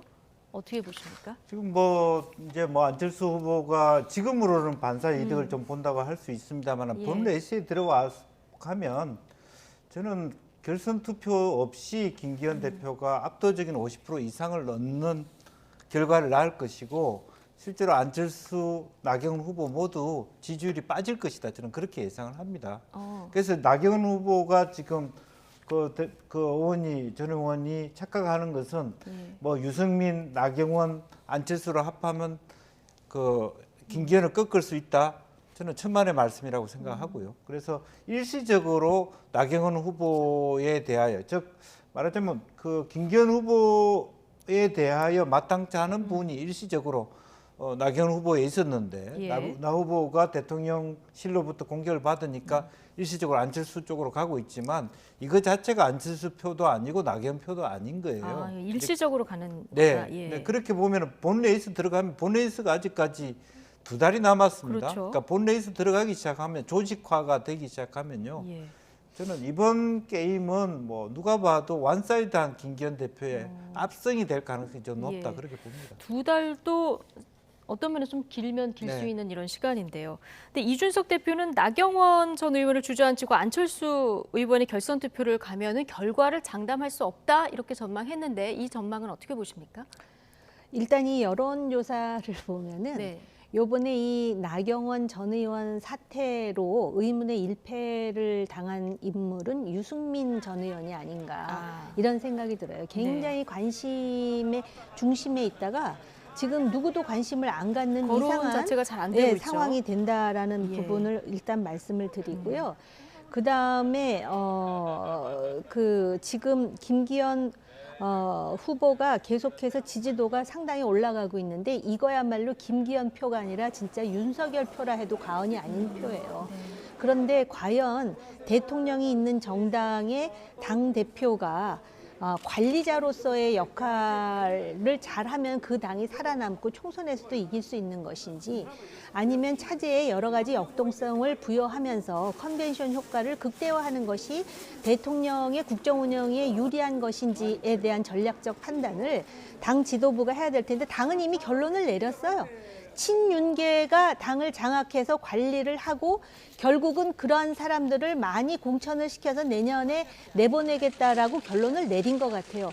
그러다 보니까 굳이 반윤이라고 할 수도 없고 비윤이라고 할 수 없는 나경원 의원에 대해서 그렇게 그 알러지 반응을 보였던 것 아니겠습니까? 이런 상황에서 그러면 안철수 후보는 어떻게 될 것인가? 저도 그렇게 생각해요. 왜냐하면은 확실한 친윤계를 밀기 위해서 결선 투표제라는 걸 만들지 않았습니까? 예. 근데 지금 이제 결선 투표는 유승민을 의식해서 했다라는 해석이 가능한데 이런 상황에서 나경원 의원이 만약에 출마를 선언하게 되잖아요. 그러면 이 상황이 어떻게 될지 그리고 나중에 결선 투표가 됐을 때 안철수가 불리하다라고 장담하기 어려워요. 그리고 지금 과거에는 정당의 그 당협위원장이라든지 또는 국회의원의 어떤 오도에 따라서 일률적으로 움직이는 구조였지만 지금은 그 소위 국민의힘의 당원들의 속내도 상당히 복잡하지 않겠습니까? 물론 그럼에도 불구하고 여론조사 보면은 당의 그 권력을 가진 사람 쪽으로 흘러가는 보수 정당의 그런 관성은 여전히 있지만 제 생각으로는 그래도 당이 좀 활성화되면서 당내 민주주의를 보여주고 이래야지 지금 보여주는 모습은 매우 우스우면서도 매우 뭐라 그럴까 때로는 어떤 분은 그렇게 표현했더라고요. 공포스럽다고. 자꾸 그러한 식의 이미지를 주는 것은 대중들에게 그런 이미지 주는 게 당의 그 생명력에 바람직하지 않다고 봐요. 네, 오늘 이 공포라는 단어를 말씀해 주셨는데 이 단어를 쓰신 분이 있습니다. 안철수 의원이 이 단어를 썼는데요. 김기현 의원하고 좀 신경전도 벌였죠. 자, 두 분 이야기 듣고 오시겠습니다. 김치간, 김장년대, 뭐 연포탕 이런 말장난 자체가 국민들에게 굉장히 큰 신뢰라고 생각합니다. 신뢰다. 당내 보면 공천에 대한 공포 분위기 때문에 함부로 이렇게 그 다른 의원들에게 다가가지 못하고 있는 그런 분위기들이 실제로 있거든요. 사실 이런 분위기 누가 만들었습니까? 그건 김기현 의원이 만든 거거든요. 그 일고의 가치도 없는 얘기입니다. 뭐 공천 후유증은 시작도 안 했는데 공천 후유증 얘기하는 거는 넌센스고요. 전당대 아주 축제의 장으로 만들 것이기 때문에 연포탕을 잘 끓이도록 하겠습니다. 안나 연대 이야기가 나오는데 어떻게 생각하세요? 뭐 여러 가지 얘기 나오는데 그거 일일이 다 뭐 그냥 관심 없고요. 저는 오로지 김기현이가 꼭 당선되도록 하는 데만 관심 가지고 당원 여러분들에게 저희 진심을 전달하도록 하겠습니다. 네. 공천 공포 분위기를 김기현 의원이 만들었다 이렇게 얘기하니까 김기현 의원 일고의 가치도 없다 이렇게 얘기를 했습니다. 자, 안철수 의원 발언 수위는 조금 높았는데요. 이거 어떤 전략이 담겨 있는 걸까요? 그래서 이제 그런 부분에 대해서 그 국민의힘이 좀 역동성을 가지는 좀 그런 당이 되기를 원하는 그런 그 윤석열 정부의 성공을 바라면서도 당의 역동성을 바라는 부분이 있지 않겠습니까? 그리고 또 하나는 김기현 후보의 문제가 아니라 장제원이나 그다음에 권성동이나 이분들의 리더십에 대해서 굉장히 옳지 않다고 생각하는 분도 의외로 많습니다. 이제 그런 부분에 대한 문제의식, 지나치게 지난번에 친이 친박 싸움 하다가 당이 망했던 그런 기억들이 있기 때문에 옥새 파동이니 어쨌든 뭐 공포를 가지고 줄 세우게 하는 과거로 회귀하는 정당에 반대하는 젊은 새로운 힘들에 대한 소구력이 저는 있다고 생각하고요. 이제 그럼에도 불구하고 그러면 안철수 대표가 저는 힘들을 자기가 받아낼 수 있는 조직력과 그런 힘들이 있는가? 그것은 좀 다른 부분이라고 생각이 듭니다. 예. 안철수 의원 오늘 이명박 전 대통령도 찾아갔더라고요. 안철수 의원 그 캠프 선대위원장을 김영우 전 의원이 맡고 있는데 자, 이런 얘기를 했다는 거예요. 수도권에서 이겨야 내년 총선 승리도 가능하기 때문에 그런 면에서는 안철수 의원이 좋다 이런 얘기를 했다고 하는데요. 자, 어떻게 보십니까? 글쎄요, 지금 얼마 전에 사면된 이명박 전 대통령이 무슨 영향력이 그렇게 있으신지 저는 잘 모르겠어요. 그런데 이게 아마 우리나라가 대통령제이면서도 내각제 요소를 가지고 있고 또 내각제 요소를 가지고 있다 보니까 그 정치에 있어서의 파벌이라든지 세력 이게 여전히 중요하다 보니까 그리고 지금 윤석열 그 정권에 있어서 소위 과거의 그 MB계의 일원이었던 많은 사람들이 영향력을 행사하다 보니까 지금 이제 이런저런 고려를 하는 것 같은데요. 뭐 수도권이든 영남권이든 결국 그 아까 그 말씀하셨잖아요. 그 여당의 입장에서는 윤석열 정부가 성공해야 되기 때문에 당이 역동성을 보여주는 게 윤석열 정부의 성공에 오히려 순기능을 한다고 생각을 하기 때문에 얘기를 하는 거거든요, 사실은.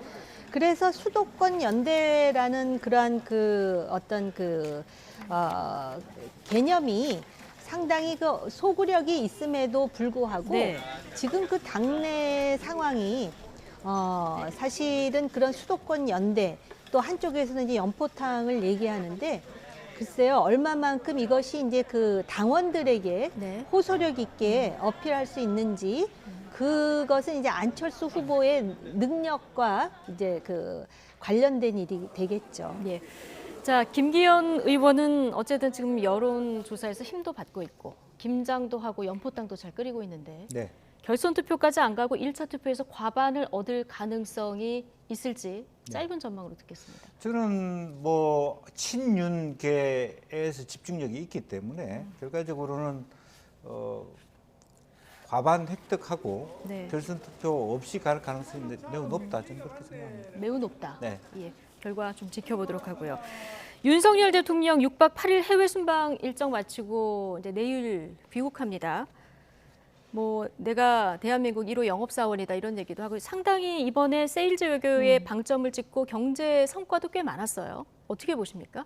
네, 그 대통령이 이 세일즈 외교하는 거는 그 안보 외교만큼이나 굉장히 중요하고 특히 지금 이런 그 불확실하고 전 세계적인 경제가 상당히 그 하향 곡선을 그리고 있을 때 활로를 그 소위 중동에서 찾으려고 하는 그런 시도는 매우 그 좋은 점수를 줄 수 있는 그런 세일즈 외교라고 생각을 해요. 그런데 이제 보통 세일즈 외교 하면은 주로 이제 MOU 체결하는 그런 걸 가지고서 이제 많이 성과를 이제 그 이야기를 하는데요.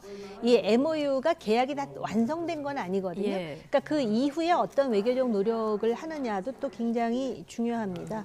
그렇기 때문에 어떤 좋은 하나의 계기가 되었다라고 평가하고 싶어요. 예. 자, 이 순방 효과가 지지율에 반영될지 이 부분도 좀 궁금한데요. 일단 다음 주 여론도 좀 봐야겠습니다만 오늘 나온 여론을 봤을 때는 지난주보다 1%포인트 소폭 상승해서 36%, 좀 강보합 정도라고 볼 수 있을 텐데 자, 이보다 눈에 띄는 게요. 긍정평가, 부정평가 이유를 물었더니 둘 다 외교를 꼽았더라고요. 그렇습니다. 그러니까 어쨌든 이번에 아랍에미레이트 가서 또 다보스 가서 우리나라의 경제력, 우리나라의 경쟁력 또 미래 사회로 가는 데 있어서 우리 공급망 확대를 통해서 전 세계에 관심을 가지고 상당히 많은 MOU를 통해서 동력이 확보되는데 도움이 됐다는 것은 긍정적인 평가가 분명한 사실입니다. 그럼에도 불구하고 소위 어떤 그 군인들을 격려한다는 그 말 속에서 말하자면 이제 아랍에미레이트와 이란의 관계들을 음명함으로써 상당히 어떤 그 거의 뭐 어느 날 갑자기 주 이란 대사한테 불똥이 튀는 그런 어떤 조치가 되었고 실제로 우리 대통령으로서는 해서는 안 되는 저는 발언이었다고 봅니다. 오히려 저 장병들이 편안하게 일하고 돌아오기를 바라야 되는데 그 말씀 하나로 인해서요. 실제로 이란 같은 경우는 굉장히 전 세계에 지금 뭡니까 무인 드론 공격이 거의 이란째입니다. 저는 그런 정도의 두려움을 갖습니다. 엄밀하게 지금 아크 부대에 타격할 수도 있는 거고 호르무즈 해협이 그 카타르도 있고 뭐 사우디도 있기 때문에 그것을 지나가는 우리 선원이나 유조선들이 굉장히 등골이 오싹하는 일들을 정말 우리나라에 돈이 있는 걸 생선 때문에 안 준 것 때문에 벌써 1, 2년 전에 우리 성원원들 납포 있지 않습니까? 이제 그런 것들을 본인이 생각하는 뭐 젊은 장면들 격려한답시고 굉장히 큰 리스크를 줬다. 사실 우리나라 강남의 제일 큰 거리가 테헤란로예요. 우리나라의 중동 최초의 수교국이 이란입니다. 그럼 우리나라 이란하고 수교 안 합니까? 테헤란에도 우리 대사관이 있고 직원이 있고 교민이 있습니다. 이제 그런 면에서 굉장히 큰 말하자면 우리 대통령으로서는 있을 수 없는 그런 말씀을 하신 거다. 그렇기 때문에 그런 부분에 있어서도 상당히 국민들이 이렇게 눈여겨보는 지점이 있다. 리스크가 크다는 게 다시 확인됐다는 걸 봅니다. 순방 경제 성과를 이런 발언 리스크가 좀 반감시켰다. 자, 이렇게 보고 계신 것 같은데요. 자, 최근에 정당 지지도는 어떻게 변하고 있는지 정당 지지도도 좀 나온 김에 좀 살펴보겠습니다. 국민의힘 지지도는 4%포인트가 오른 37, 그리고 민주당 2%포인트 빠진 32 이렇게 나타내고 있는데요. 지금 국민의힘도 그 경선 과정에서 잡음이 크고요. 민주당으로 가면 이재명 대표 사법 리스크 때문에 또 시끌시끌한데 둘 다 뭐 호재라고 보기는 좀 어려운데 국민의힘은 오르고 민주당 빠진 이거 어떻게 봐야 될까요? 그 설날에 밥상 메뉴에 이 두 가지가 올라갈 것 같고요. 지금 이 지지도는 그렇게 큰 의미는 없는데 확실한 거는 뭐냐면은 민주당의 이 당 지지도가 이런 식으로 답보 상황을 면치 못하고 있는 것은 이재명 대표의 사법 리스크가 매우 크다라는 것을 우리가 확인할 수는 있을 것 같습니다. 그리고 이제 국민의힘 같은 경우는 사실은 요번에 이제 그 해외 순방 해가지고 물론 그 이란 실험과 같은 리스크도 있었지만 그러나 이제 그 어떤 경제, 세일즈 외교라든지 그런 거 그리고 대통령이 지금 강조하는 게 노동개혁 그리고 연금개혁 그리고 교육개혁 등인데요. 이 노동개혁과 관련해가지고는 그동안의 이러한 어떤 그 귀족 노조의 어떤 그런 그 강성 노조 행위에 대한 국민들의 피로감이 일정 정도 있었기 때문에 그 노동개혁이 어떠한 형태로 이제 그 형상화되느냐의 문제를 우리가 지켜봐야 되겠지만은 그런 원칙적인 그 방향성에 대해서 대체적으로 이제 지지를 표명하고 있는 게 아닌가 이런 생각이 듭니다. 대통령뿐 아니라 여당에까지. 그렇습니다. 네. 자. 이재명 대표 이제 설 지나고 대장동 의혹으로 검찰에 출석할 예정인데요. 오늘 대장동 재판이 열리지 않았습니까? 여기서 좀 주목할 만한 증언이 나왔는데요. 자, 이재명 대표가 성남시장 당시에 대장동 사업을 지시하고 설계했다는 이런 주장이 정민영 변호사의 증언으로 나왔어요. 네.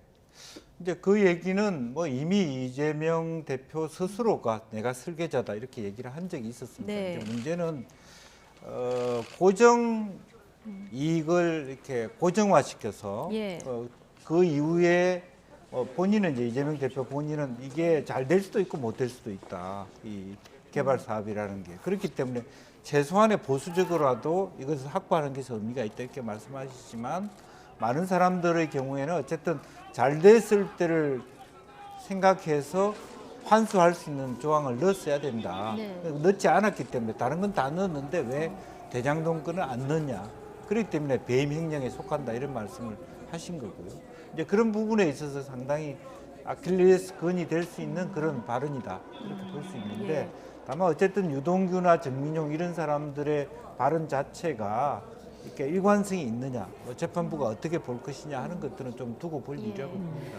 정민용 변호사가 성남도시개발공사 당시의 전략사업팀장이지 않았습니까? 이 팀장의 증언인데 어쨌든 대장동 개발에서 지금 초과 이익, 어마어마한 초과 이익이 민간 업자들에게 돌아간 이 부분이 핵심 아니겠습니까? 이것을 몰아줬냐 마냐 이 부분이 핵심인데 지금 오늘 나온 증언이 좀 유의미하다고 보십니까? 그런데 이제 뭐라고 얘기를 했냐면요. 초과 이익을 1,822억으로 확정을 하고 확정 이익을요.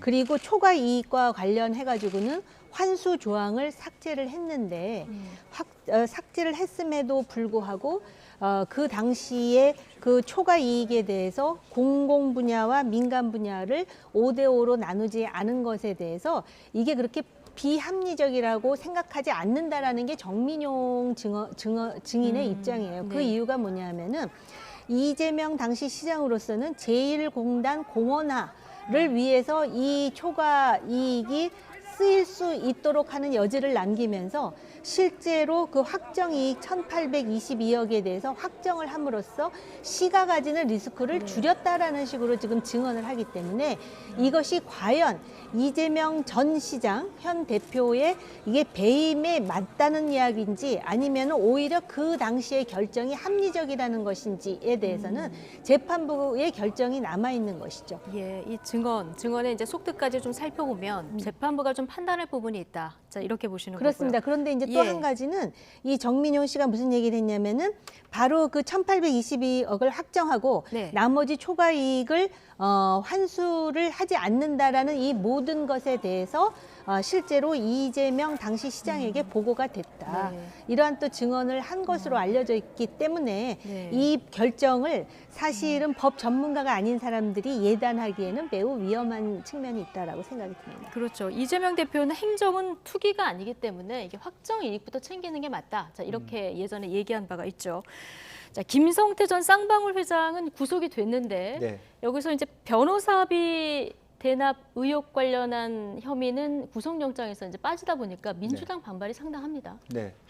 뭐 결과적으로는 그 부분에 실체가 없지 않느냐 민주당 그런 입장인데 사실은 뭐 꼭 그렇게 해석할 여지는 없어 보입니다. 그러니까 나머지 여러 가지 어떤 뭐 지금 생션 상태에서 대북 관련된 부분이라든지 그다음에 자본시장법 위반이라든지 또 개인의 뭐 횡령, 뭐 배임 이런 부분만 해도 충분히 구속을 먼저 시키는 게 중요했기 때문에 그 점에 집중했다. 그리고 실제로 변호사비 대학 그 뭐 대납 의혹 같은 경우는 일단 구속시켜 놓고 하나씩 수사하기 시작하면 충분히 자신 있다. 이렇게도 얘기할 수 있는 거라서 너무 지나치게 이게 변호사비 부분은 아무것도 없다. 이렇게 얘기하기는 어렵다고 보여집니다.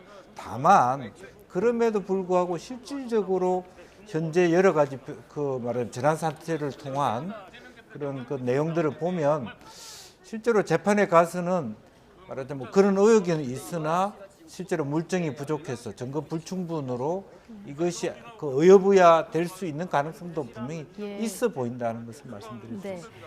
지금 이재명 대표 검찰 수사를 국민들이 어떻게 인식을 하고 있느냐 이 여론조사도 있어서 저희가 준비를 해봤는데요. 법과 원칙에 따른 수사다 이렇게 보시는 분이 49.3%. 그리고 야당 탄압과 정치 보복 목적의 수사다 이렇게 보시는 분들이 44.2%. 네, 뭐 팽팽하긴 한데 법과 원칙에 따른 수사다가 조금 높습니다. 이게 우리 사회가요 정치적으로 완전히 진영으로 갈려 있다는 것을 그대로 보여주는 부분이고요. 제가 볼 때 이제 그 이재명 대표와 관련된 변호사비 대납 있잖아요. 이 경우도 결국은 김성태의 입에 달려 있다라는 생각이 드는 데다가 조금 전에 우리가 왜 대장동 초과 이익과 관련해서 얘기했잖아요. 근데 거기 또 어떤 얘기가 나오냐면은 대장동의 민간의 초과 이익에 대해서 환수를 하지 않는데 거기서 그런 얘기 그러니까 이 공소장에 나온 얘기를 잠깐 소개를 해드리자면은 김만배가 가져갈 그 액수의 반을 유동규에게 주겠다 그랬다는 거예요. 그러자 유동규가 그거 반을 이제 자기가 받는 것으로 하면서 이게 다 형님들 노후 누구를 위해서 하는 것이다 이런 얘기를 했다라는 게 공소장에 나와 있다라는 거예요. 그리고 이게 또 보고가 됐다라는 말이 나온다라는 것입니다. 그런데 이게 정말 그 어떤 물적 증거라든지 그게 아니라 전부 지금 사람들의 입에서 나오는 얘기잖아요. 예. 그렇기 때문에 이 재판의 결과가 어떻게 될지는 참으로 이 재판장들도 상당히 머리가 아플 것 같고 당사자들은 지금 법리 싸움과 예. 그 다음에 이제 머리 싸움을 하는 건데요. 근데 보세요. 쌍방울과 관련해서도 당장 변호사비 대납과 관련해 가지고는 요번에 그 영장에 집어넣지는 않았지만은 대북 송금의 문제라든지 그 다음에 사회이사 그 사회이사 중에 이재명 변호사가 결국은 쌍방울 사회이사로 들어간 사람이 뭐 4-5명이 있다는 거 아니에요? 네. 그뿐만 아니라 지난 대선 때 보면은 쌍방울의 고위 임원들 중에 이재명 후보에게 후원한 고액 후원한 사람이 한두 명이 또 아니에요. 그러니까 여러 가지 정황으로 볼 때 뭔가 이렇게 그걸 뭐라고 표현을 해야 되나? 냄새는 나는데 확 손에 잡히는 게 없다라는 것이죠. 그런데 이것에 대해서 확실하게 요번에 그 진실 규명을 하지 않으면 한국 정치가 향후에 그 투명해질 것인지의 그 미래를 결정하는 중요한 이 잣대, 가늠자가 될 것 같아요. 예. 어쨌든 지금 뭐 주로 전원에 의해서 증언들이 나오고 있고 연결고리는 확실히 아직 뭐 밝혀진 게 없기 때문에 이 수사 과정을 지켜봐야 되는데 좀 이재명 대표가 한 건이 아니라 뭐 성남 FC, 대장동, 변호사비 대납, 선거법 굉장히 많은 부분에서 좀 걸려 있는데요. 자, 이재명 대표 측근으로 알려진 정성호 의원은 검찰이 사건을 병합해야 된다 이렇게 주장했는데 이 발언 듣고 오시겠습니다. 설문조사 한 다음에 정리를 해갖고 그래서 한 번에 정리를 하는 게 맞는 거죠. 그게 지금이 제1야당의 당대표를 건건이 계속 불러내갖고 망신 주고 하는 그 이유가 뭐겠습니까? 그다음에 검찰의 수사 형태를 보면요. 이게 굉장히 지연 전술을 쓰고 있다고 저는 보고 있습니다. 이게 내년 총선용으로 검찰이 총선을 대비해갖고 총선에 여당이 유리한 어떤 국면을 조성하기 위해서 야당 대표를 망신 주게 하려고 하는 게 아닌가라는 전 의심을 할 수밖에 없습니다. 일단 하나씩 보면 내년 총선을 대비해서 검찰이 좀 지연 전략을 쓰는 것 같다 이런 전망을 했거든요. 이건 어떻게 보십니까? 글쎄요, 뭐 지연 전략인지 아니면 검찰의 실력이 없어서 그런 건지 아니면 정원들이 많이 도망가서 잡아오는데 시간이 멀리 걸린 건지 굉장히 복잡한 여러 가지 요인들이 있기 때문에 일부러 지연한다 이렇게 볼 수는 없을 것 같고요. 그렇지만 어쨌든 뭐 국민의힘이나 어떤 정치하는 사람들은 조금 그런 속내는 있겠죠. 내년 총선 직전에 이재명 대표를 구속시켜서 극대화시키고 싶은 욕망은 있습니다만 그걸 이 검찰하고 연계시켜서 얘기하는 건 좀 위험하다. 저는 그렇게 생각이 들고요. 그다음에 이제 뭐 끈끈이 해서 망선 주기라고 하는 부분도 어차피 지금 수원, 성남, 중앙지검에서 3군데 하고 있습니다만은 그렇다고 해서 이제 검찰이 하는 것을 억지로 하나로 묶으라고 얘기하는 것도 아마 한계가 있어 보입니다. 예. 정호김 의원님은 어떻게 보십니까? 서면 조사 다 하고 한 번에 좀 정리하는 게 맞다. 그 사건들도 좀 병합하는 게 맞지 않겠느냐 이런 주장. 이 부분 관련해서는 한동훈 법무장관의 답변으로 대신하자면 범죄 혐의 건수가 너무 많은데 그게 검찰 탓이냐고 하지 않습니까? 그것으로 답변을 가름해야 될 것 같습니다. 지금 말씀하신 한동훈 법무부 장관의 녹취를 저희가 준비했는데요. 이 얘기 잠시 듣고 오시겠습니다.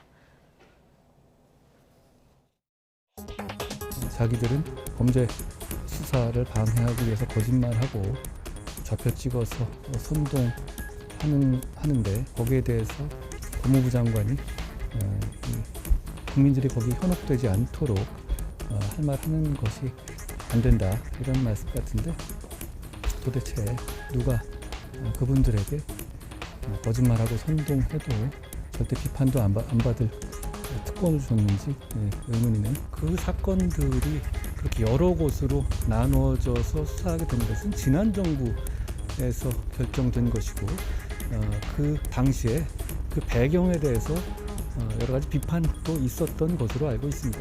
범죄 혐의 개수가 많은 게 검찰 탓은 아니지 않습니까? 일단 여러 곳에서 나누어져 수사하는 게 지난 정부에서 결정된 거고, 그리고 범죄 그 혐의 개수가 많은 게 검찰 탓이냐 네. 이렇게 반박했는데 어떻게 들으셨습니까? 그 얘기를 왜 법무부 장관이 하냐고요. 검찰총장이 해야지. 예. 이제 그런 면에서 질문을 하니까 이제 답변을 네, 하는 건데요. 뭐 할 수밖에 예. 없습니다만 어쨌든 기본적으로 한동훈 법무부 장관의 입장은 네. 어쨌든 야당 대표든 뭐든 피해자로 보는 것은 뭐 분명한 사실 같고요. 그런 의미에서 피해자에게 선처를 하는 그런 일은 없을 것이다. 정확하게 표명하고 있다. 그렇게 봅니다. 예, 정호김 의원님, 한동훈 법무부 장관 뭐 기자들이 질문하니까 계속 이렇게 답변을 합니다만 답변 나올 때마다 또 민주당에서 계속 반발하고 그러거든요. 아니, 한동훈 장관 얘기를 들어보면 네. 다 뭐 일리는 있는 말인데요. 제 의견을 보태자면 법무부 장관이잖아요. 네. 정치인이 아니잖아요. 그러니까 이 답변도 좀 이렇게 간단하게 하든지 아니면 이게 좀 구구절절히 설명이 많다 보니까 법무부 장관인가 아니면 정치인인가 이런 불필요한 생각을 하게끔 만들거든요. 지금은 법무부 장관으로 보이는 것이 윤석열 정부의 객관성과 중립성 그리고 성공을 위해서도 더 바람직할 것 같아요. 네, 법무부 장관인 만큼 말을 조금 줄이는 게 좋겠다. 이렇게 핵심만 얘기하면 얘기하면 좋겠다. 알겠습니다. 자, 오늘 나이트 포커스 여기까지 듣겠습니다. 두 분 의원님 새해 복 많이 받으시고요. 네. 예. 자, 김영주 그리고 정호김 두 분 전직 의원과 함께했습니다. 고맙습니다.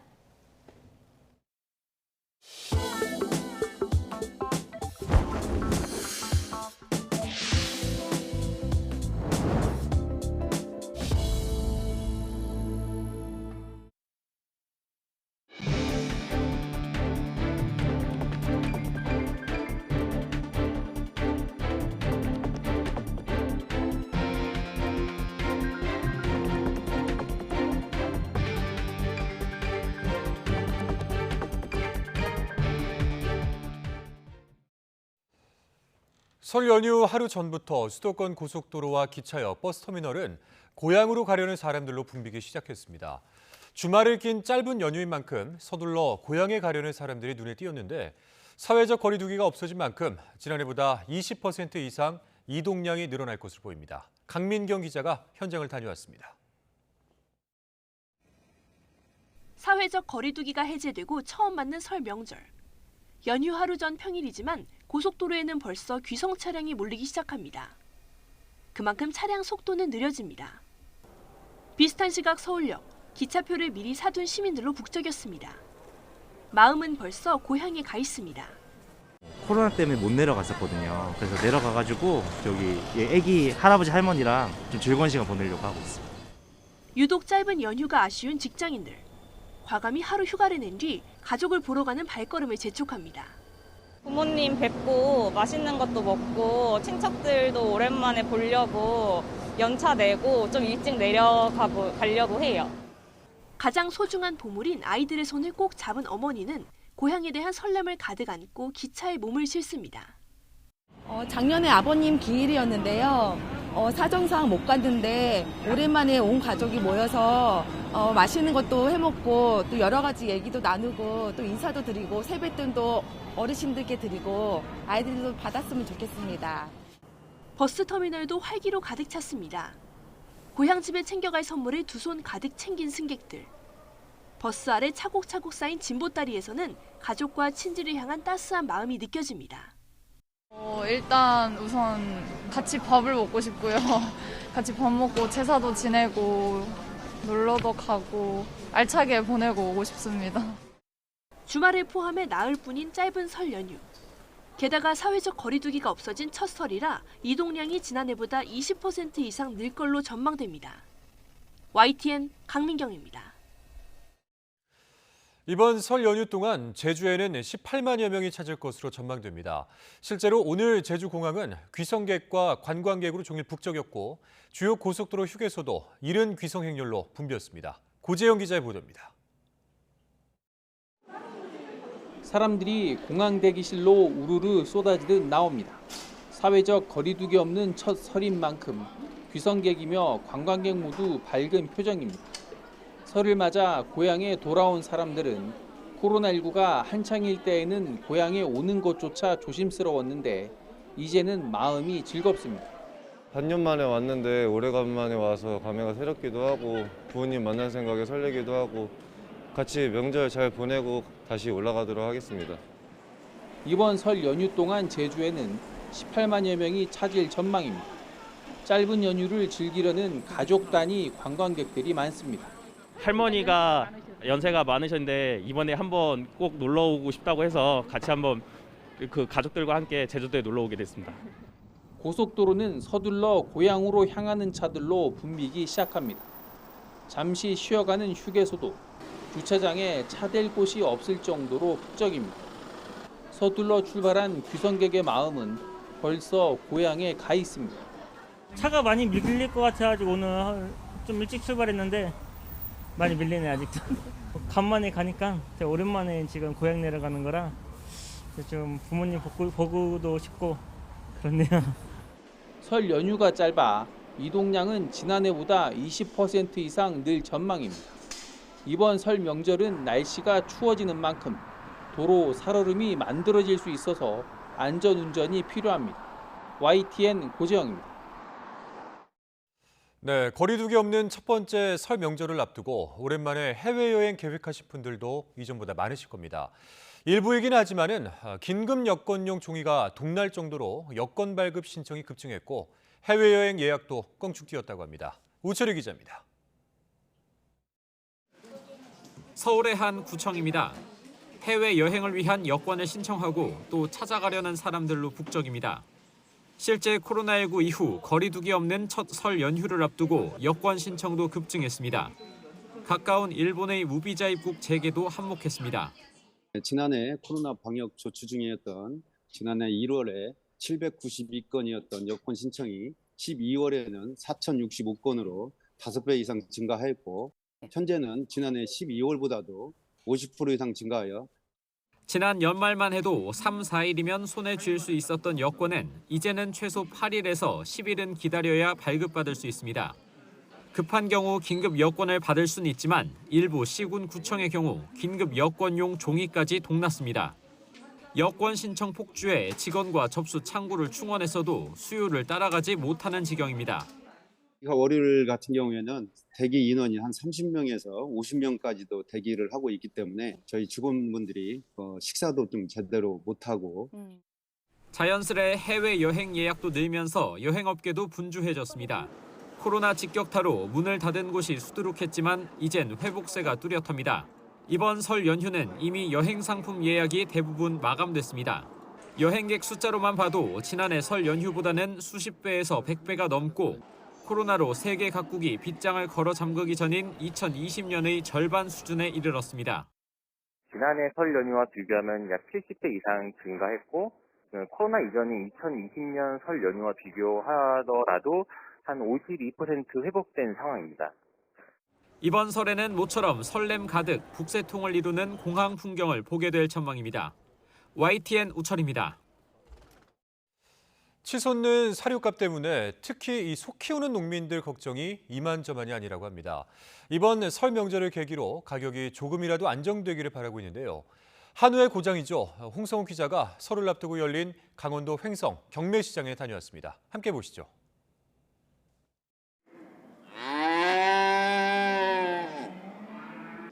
허연 입김을 내며 우렁차게 우는 송아지들. 설 대목을 맞아 한우의 고장 강원도 횡성에서 우시장이 열렸습니다. 경매 나온 소들을 꼼꼼하게 살핍니다. 뿔사가 넓고 대가리가 두구스름하고 이 어깨줄기가 떡 벌어지고 이 장치가 좋아야 된다 이게. 경매에 나온 소는 송아지부터 임신 중인 암소까지 모두 49마리. 자식처럼 키운 소를 경매에 내놓은 주인은 쉽게 자리를 뜨지 못합니다. 제 자식처럼 키운 애들이랑 나올 때마다 슬프긴 한데 일단 와서 그래도 좋은 분한테 가서 좋은 소로 크는 게 중요하다고 생각하거든요. 잘 팔려가서 좋은 사료 먹고 잘 컸으면 좋겠습니다. 경매 시간이 다가올수록 우시장을 찾는 사람들의 발길이 늘고 눈치 작전 끝 시작된 입찰. 낙찰 결과가 나오자 사람들 시선이 전광판으로 쏠립니다. 태어난 지 5달 된 송아지 낙찰 최고가는 410만 원. 경매에 나온 명품 횡성한우 49마리가 모두 새 주인을 찾았습니다. 하지만 농민 표정은 예전처럼 밝지 못합니다. 속값도 떨어진 것도 물론 엄청 어려움이 있습니다만 실제는 사료 가격이 인하가 돼야 된다. 이런 것을 정부에게 강력하게 말씀드리고 싶어요. 인건비를 빼고도 치솟는 사료값에 한우를 키우면 손해라는 말은 이미 현실입니다. 최근 한우값 폭락에 경북과 충북에서 농민 2명이 극단적인 선택을 한 사실이 알려지며 농민들 걱정은 배가 된 상황. 육류 소비가 늘어남으로 인해서 그리고 이제 농협중앙에서 사료값도 2차 인하를 계획하고 있습니다. 용기를 잃지 마시고 힘내시기 바랍니다. 농민들은 벼랑 끝에 내몰린 한우 산업이 줄도산 위기에 처했다며 가격 안정 기금 조성과 생산비 지원 등 적극적인 구제 정책을 정부에 요구하고 있습니다. YTN 홍석입니다. 여야 지도부는 설 연휴를 하루 앞두고 큰 불이 난 구룡마을 화재 현장을 찾아 피해 상황을 점검하며 대피한 주민들을 위로했습니다. 직접 들어보시죠. 이재민들 주변에 숙소를 호텔로 다 마련하고 있죠. 예. 그래서 따뜻하게 우리 설 명절 좀 나실 수 있도록 좀 이렇게 조치를 취해 주시면 좋겠어요. 근본적인 대책을 좀 마련해야 될 것 같아, 구청장님. 예, 알겠습니다. 근본적인 대책을 왜 매해 겨울 이게 화재가 발생하느냐 이게. 어쨌든 인명피해가 없는 건 정말로 다행이군요. 너무 고생 많으셨습니다. 저희 본부장님께서 초기에 집중 투입해서 이게 설 때 이 이재민들이 오갈 데가 없어서 참 답답하긴 하겠습니다. 연탄들 상당히 많이 비추가고 있잖아요. 예. 남동도 연탄으로 어려운 환경에서 고생을 시켰습니다. 왕관들도 고생하셨습니다. 사후 수습을 잘해야 될 텐데. 다음 소식입니다. 얼마 전 저희 YTN 취재팀이 수도권 한 지역 단위 농협에 150억 원대 불법 대출과 현 조합장의 사전선거 운동 의혹 등을 보도해드렸습니다. 자, 이 지역 농협은 이외에도 일부 간부급 조합원들에게 제주도 호화 여행을 시켜주면서 역시 현 조합장에 대한 지지를 부탁했던 것으로 드러났는데요. 이런 사항들을 정리해보면 불법 대출로 조합 자산에 큰 손실이 났는데도 공짜 여행으로 예산을 펑펑 쓰면서 사전선거 운동에 몰두했다는 의혹이 제기되고 있습니다. 김학무 기자의 보도입니다. 브로커의 농간으로 진영불량자 등 200여 명에게 150억 원대 부실 대출을 해줬다가 수십억 원의 손실을 본 한 지역 농협.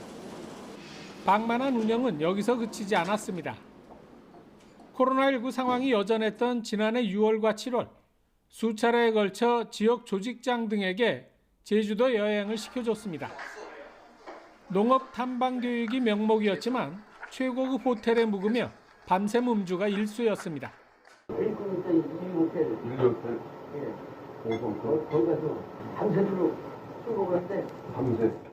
여행 기념 앨범을 만들고 10만 원 상당의 선물도 건넸습니다. 2박 3일에 1인당 경비는 120만 원. 전체 300명 넘는 인원이 참가해 전체 비용만 5억 원에 달했습니다. 게다가 함께 간 농협 임직원들이 일정 내내 올해 조합장 선거에서 현 조합장을 지지할 것을 부탁했다는 말도 나왔습니다. 3월 8일 날 이런 쪽으로 조합장 떨어지면 중앙회의사도 떨어진다. 농협 측은 이미 정해진 행사를 한 것이고 사전 선거운동 부분은 없었다고 주장합니다. 그런 행사가 예산에 있는데 왜 조합장 행사를 안 하느냐? 그럼 그건 또 모르다 표현이잖아. 근데 일부 서너 사람 한두 사람 얘기 듣고서 그 행사를 안 한다는 거는 안 되잖아요, 솔직히.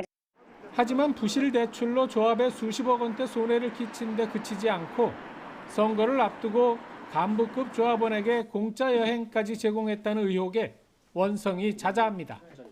아니 말도 안 되죠. 농민, 일반 조합들은 어느 때보다도 힘든 나날인데 다선하겠다고 임원들을 선거위원으로 쓰려고 여행 데려가서 펑펑 써대는 게 말이 됩니까? YTN 김학무입니다. 이른바 청담동 술자리 의혹 장소로 지목된 식당 사장이 의혹을 제기한 유튜브 채널 더탐사의 영상을 지워달라고 법원에 요청했습니다. 식당 사장인 가수 이미키 씨는 더탐사 관련 보도에 대해 지난 16일 서울중앙지방법원에 게시물 삭제 게시금지 가처분 신청을 냈습니다. 이 씨는 더 탐사가 최소한의 사실관계도 확인하지 않고 자신 소유의 논현동 식당을 지목해 여러 차례 방송했다며 이로 인해 명예훼손과 사생활 침해 등을 겪고 있다고 밝혔습니다. 이어서 아무리 사실이 아니라고 설명해도 더 탐사 측이 들어주지 않는다며 더 이상 피해를 견딜 수 없어 법의 힘을 빌리려 한다고 덧붙였습니다. 9년 동안 대중교통만 다녔던 서울 신촌 연세로에 일반 차량 통행이 재개됐습니다. 상권 활성화를 이유로 일시적으로 허용한 건데 서울시는 오는 9월까지 상권이나 교통에 미치는 영향을 지켜보고 향후 운영 방향을 결정할 예정입니다. 차유정 기자가 보도합니다. 서울 신촌의 대표거리 연세로. 모든 차의 통행이 재개된다는 현수막이 걸렸습니다. 버스만 오갔던 거리에 승용차, 트럭, 택시가 자유롭게 다닙니다. 서울시가 2014년 지정했던 대중교통 전용 지구를 일시적으로 해제하면서 오토바이를 제외한 모든 차량의 통행이 가능해진 겁니다. 침체한 상권을 살린다는 이유에서입니다. 상인들은 접근성 개선으로 상권이 회복되기를 기대하고 있습니다. 차량이 다니게 됨으로 인해서 신촌의 상권에 대한 이미지가 달라지면서 30, 40대, 50대들이 다시 오게 되면서 상권이 굉장히 다양해지면서 활성화되지 않을까 이렇게 큰 기대들을 다 하고 계십니다. 차량 이용자들이 오기 편하게 자치구도 적극적으로 주차 공간 확보에 나섰습니다.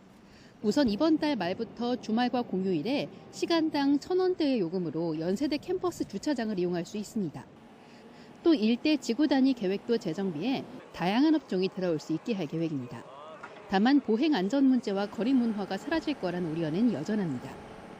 주말이나 평일 오후에 버스킹이나 뭐 이런 것들도 많이 해서 학교가 되게 분위기도 좋고 한데 그런 거 차가 다니고 그러면 그런 분위기도 조금 많이 죽지 않을까. 일단 일시적으로 시행되는 만큼 상권 활성화 여부나 보행 환경 영향 등을 지켜보자는 분위기입니다. 상인분들은 또 상권 활성화 면에서 좀 좋게 생각하시는 것 같고 학생들은 뭐 학생 자치 활동이 좀 위축될까 봐 걱정하는 면이 있는 것 같은데 그래도 안 해본 시도니까 시범 운영하는 거는 긍정적으로 생각하고 추후에 또 여론 수렴을 한번 하는 기회가 있었으면 좋겠습니다. 서울시는 상권과 교통에 미치는 영향을 종합적으로 분석한 뒤 9월 말에 향후 운영 방향을 결정할 예정입니다. YTN 차유정입니다. 서방 사회가 등을 돌리면서 궁지에 몰리고 있는 러시아가 핵전쟁이 날 수 있다고 또다시 위협하고 있습니다. 이에 우크라이나가 크림반도 탈환을 강조하면서 글로벌 안보 우려가 커지고 있습니다. 조영성 기자입니다. 샤를 미셀 유럽연합 상임의장이 우크라이나 수도 키이우를 깜짝 방문했습니다. 러시아에 맞서는 우크라이나에 지원을 약속하는 등 힘을 보탰습니다. 다보스 포럼을 비롯해 서방 여러 나라 역시 우크라이나 화력 지원을 잇따라 언급하고 있습니다. Tu peux compter sur l'Union européenne, notre détermination est sans faille, notre main ne tremblera pas, nous sommes déterminés à être à vos côtés aussi longtemps qu'il sera nécessaire parce que c'est en jeu, cette promesse, ce sont ces rêves que nous partageons et que nous avons en commun. 러시아는 다시 핵 공격을 거론했습니다. 메드베데프 러시아 국가안보회의 부의장은 핵 보유국이 재래식 전쟁에서 패배하면 핵전쟁이 촉발될 수 있다고 엄포를 놨습니다. 크렘린궁도 러시아의 핵 원칙과 부합하는 발언이라고 두둔하며 위협 수위를 높였습니다. Это потенциально чрезвычайно опасно. Это будет означать вывод конфликта на качественный уровень, который, конечно, не будет сулить ничего хорошего с точки зрения глобальной общей европейской безопасности. 러시아의 핵 위협에도 젤렌스키 우크라이나 대통령은 크림반도 공격을 다시 한번 강조했습니다. 지난 2014년 러시아에 빼앗긴 영토의 수복을 이번 전쟁의 목표로 하고 있기 때문입니다. Наша ціль – деокупувати всі наші території. Крим є нашою землею. Крим є нашою територією. 서방의 지지를 얻은 우크라이나와 핵카드까지 꺼낸 러시아의 강대강 대결로 전쟁은 퇴로 없는 확전 양상으로 번지고 있습니다. YTN 조용성입니다. 며칠 전 미국의 한 남성이 길바닥에 앉은 여성에게 호스로 물을 뿌리는 장면이 인터넷에 공개돼 거센 비난이 일었습니다. 결국 이 남성이 구속돼 응분의 처벌을 받게 됐는데요. 무슨 사연인지 임수근 기자가 전하겠습니다. 지난 9일 미국 샌프란시스코 중심가 한 남성이 다리를 꼬고 난간에 기댄 채 바닥에 앉아있는 노숙인 여성에게 호스로 물세례를 퍼붓습니다. 추운 날씨에 저항도 못하고 봉변을 당하는 노숙인의 안타까운 모습은 마침 길 가던 사람에 의해 고스란히 촬영됐습니다. 가해자는 바로 노숙인 맞은편 갤러리 주인. 노숙인이 자주 갤러리 앞에 앉아있자 자리를 옮기라며 물을 뿌린 것입니다. 동영상이 공개되자 지역사회는 발칵 뒤집혔고 이 남성을 처벌해야 한다는 여론이 들끓었습니다. 분을 참지 못한 사람들은 해당 갤러리 건물 일부를 파손하게 됐습니다. 가해자인 갤러리 주인은 처음에는 잘못이 없다고 버티다가 며칠 뒤 마지못해 뉘우침도 없어 보이는 사과의 말을 내놨습니다. I'm deeply apologetic and abhorred when I watched that video. I completely broke. I'm not equipped or trained to deal with a long-term citywide problem like this. 하지만 일은 사과로 끝나지 않았습니다. 사건을 조사하던 샌프란시스코 경찰은 사건 발생 10일 뒤 구속영장을 발부받아 갤러리 주인을 구치소에 수감했습니다. 혐의는 폭행, 만약 유죄가 확정되면 최대 6개월 징역이나 $2,000의 벌금에 처하게 됩니다.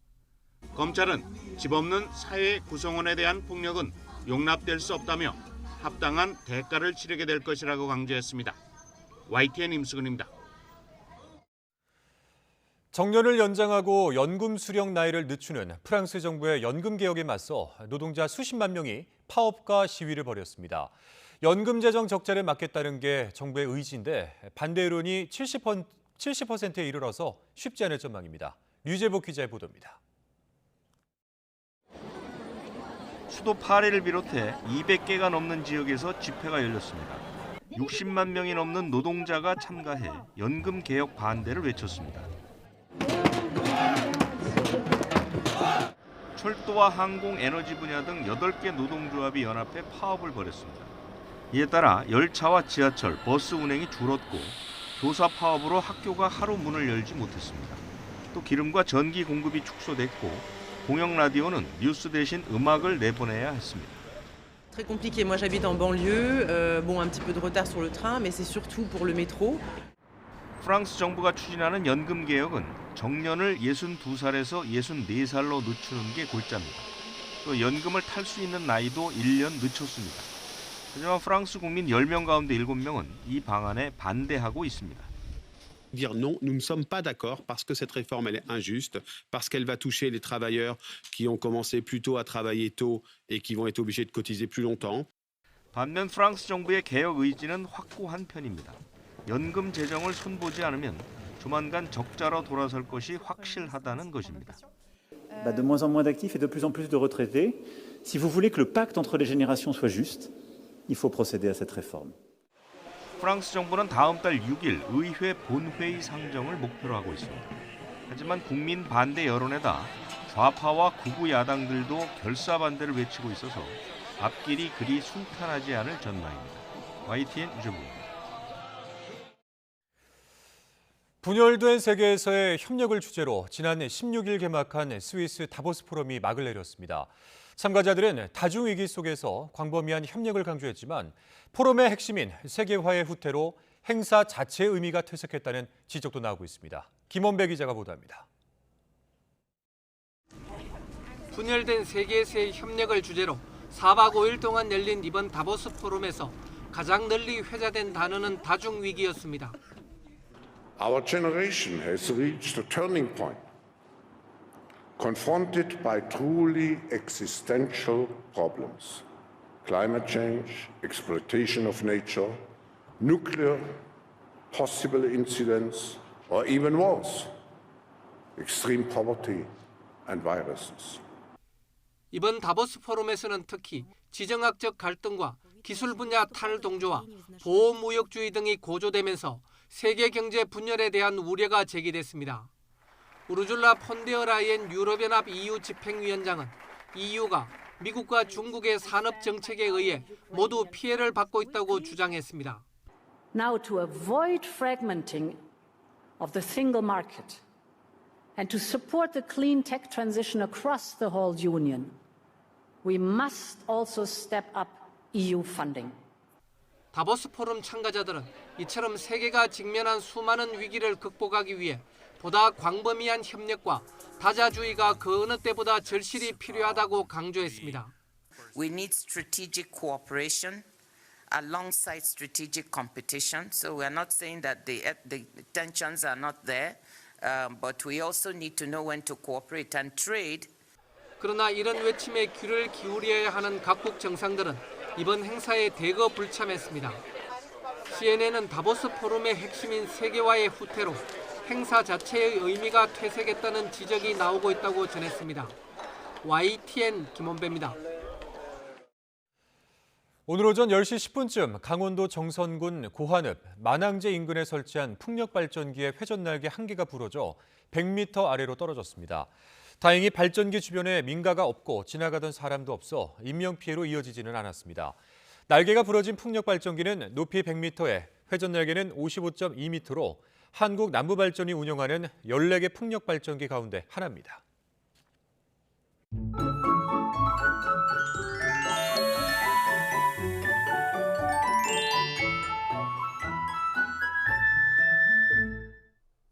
매서운 추위가 전국을 얼리고 있습니다. 곳곳에 한파특보가 내려진 가운데 연휴 첫날인 내일 아침에는 서울 기온이 영하 10도까지 떨어지는 등 한파가 기승을 부리겠습니다. 이후 설 당일에는 추위가 주춤하겠지만 월요일 오후부터 다시 날이 추워지기 시작해 연휴 마지막 날에는 이번 겨울 들어 가장 강력한 한파가 찾아오겠습니다. 귀성길과 귀경길 추위 대비 철저히 해주시기 바랍니다.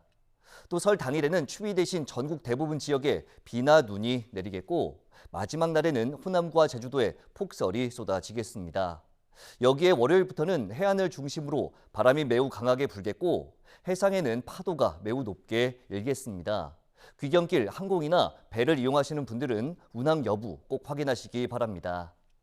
자세한 내일 아침 기온 살펴보겠습니다. 서울 영하 10도, 춘천 영하 14도, 대전 영하 10도, 대구 영하 8도로 예상됩니다. 낮 기온도 예년보다 2도에서 4도가량 낮아 제법 춥겠습니다. 서울 0도, 대전 2도, 광주 3도, 부산 6도로 예상됩니다. 날씨 정보였습니다. 금요일 뉴스나이트 마치겠습니다. 함께해 주신 여러분 고맙습니다.